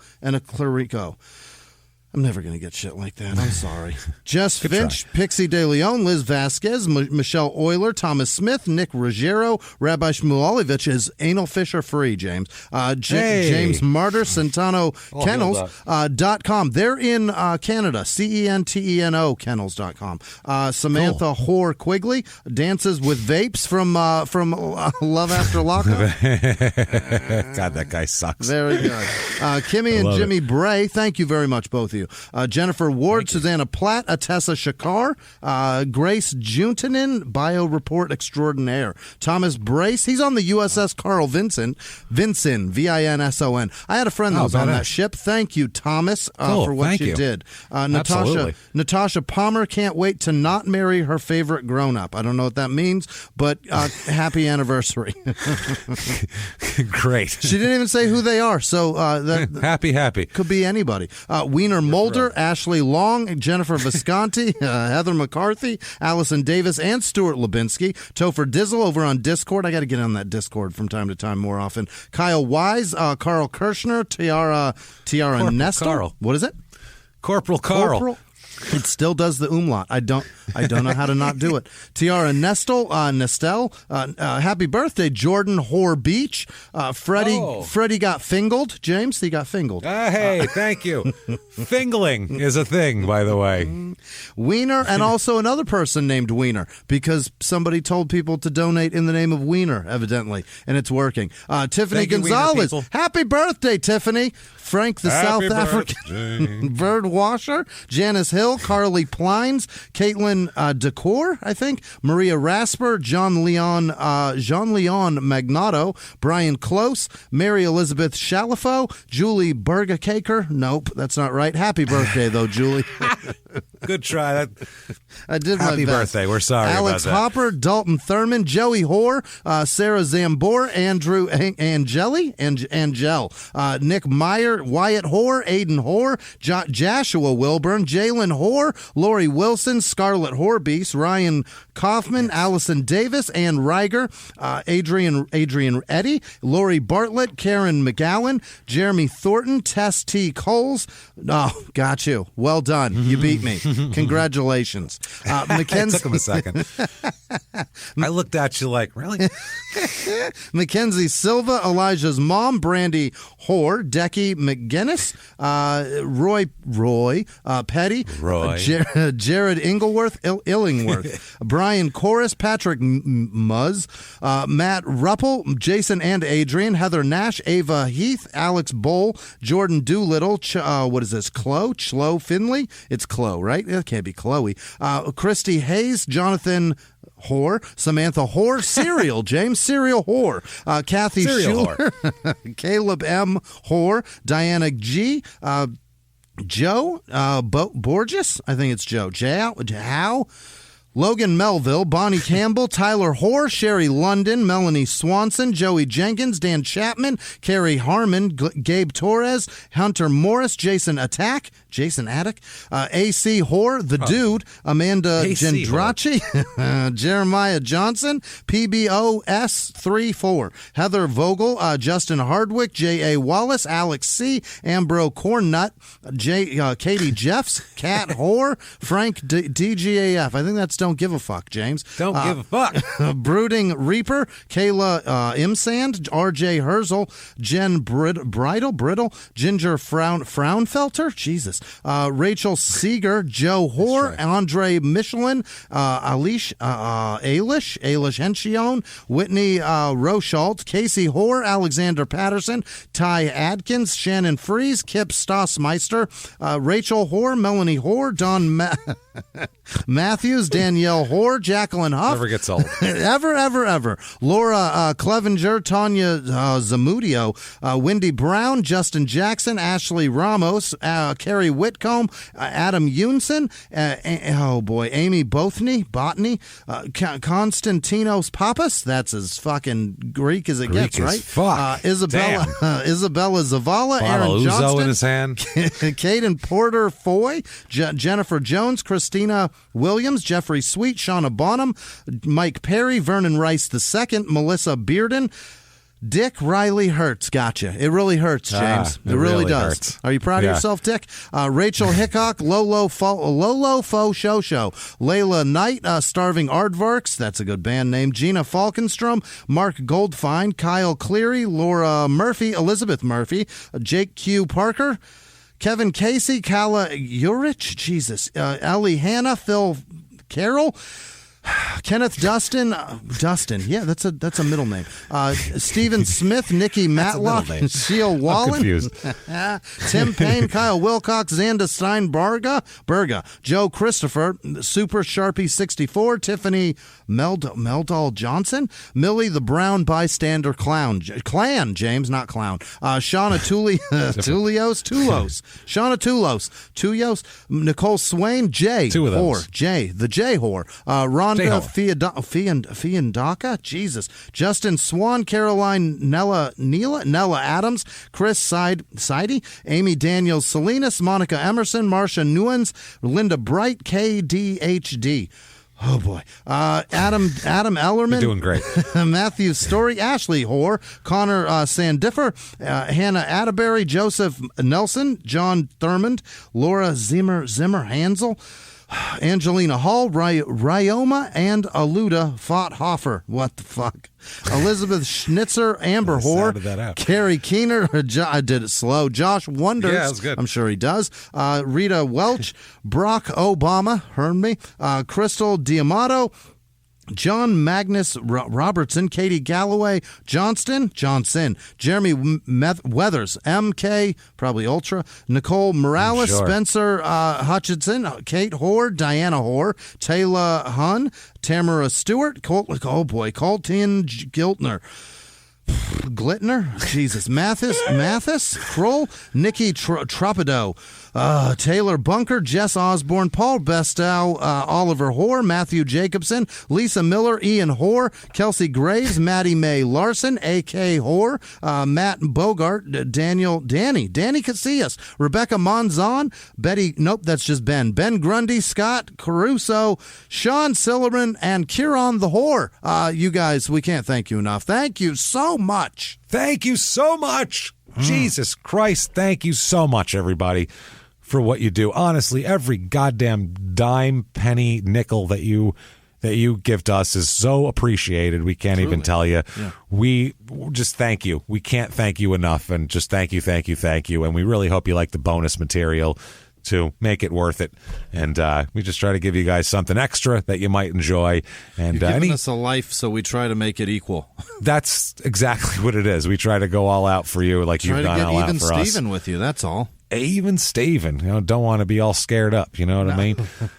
So that said, I think, what if people wanted to talk to you and then you could thank them right there? How could they get a hold of you? You can find me on the internet, and that's where James is too. I'll bet he's there. Are you on the internet? We're there. We're on the internet. Just search Small Town Murder. Google the show. It'll say our names. It'll have our social media stuff. You can find us and find everything else about the show that way.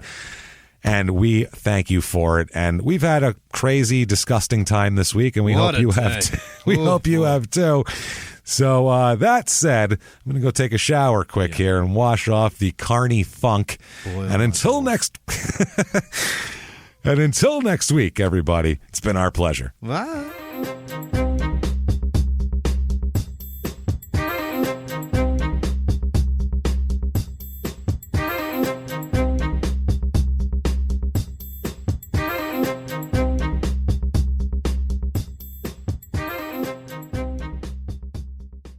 If you you like Small Town Murder, you can listen early and ad-free now by joining Wondery Plus in the Wondery app or on Apple Podcasts. Prime members can listen early and ad-free on Amazon Music. Before you go, tell us about yourself by filling out a short survey at Wondery.com/survey. In the 1980s, a rosé swept the country. Hey, Mike, I really like this White Zinfandel. Well, good. Now put it down. I'm going to try another one. White Zin became America's top-selling wine. But most don't know that this sweet drink has a sour history. What began in 1986 with counterfeit bottles, a big fraud, a multi-million-dollar fraud, sent investigators chasing one of the most powerful families in the business, the Licciardis. But the closer the feds got to them, the more dangerous things became. It's a story of deceit. At the time, I was paranoid. Threats. You touch my kids, I will kill you. And murder. With a .22 caliber bullet to the head. What started with a scheme to mislabel wine spilled into a blood-soaked battle for succession. Welcome to Bloodvines. You can binge listen to Bloodvines exclusively and ad-free on Wondery Plus. Join Wondery Plus in the Wondery app, Apple Podcasts, or Spotify.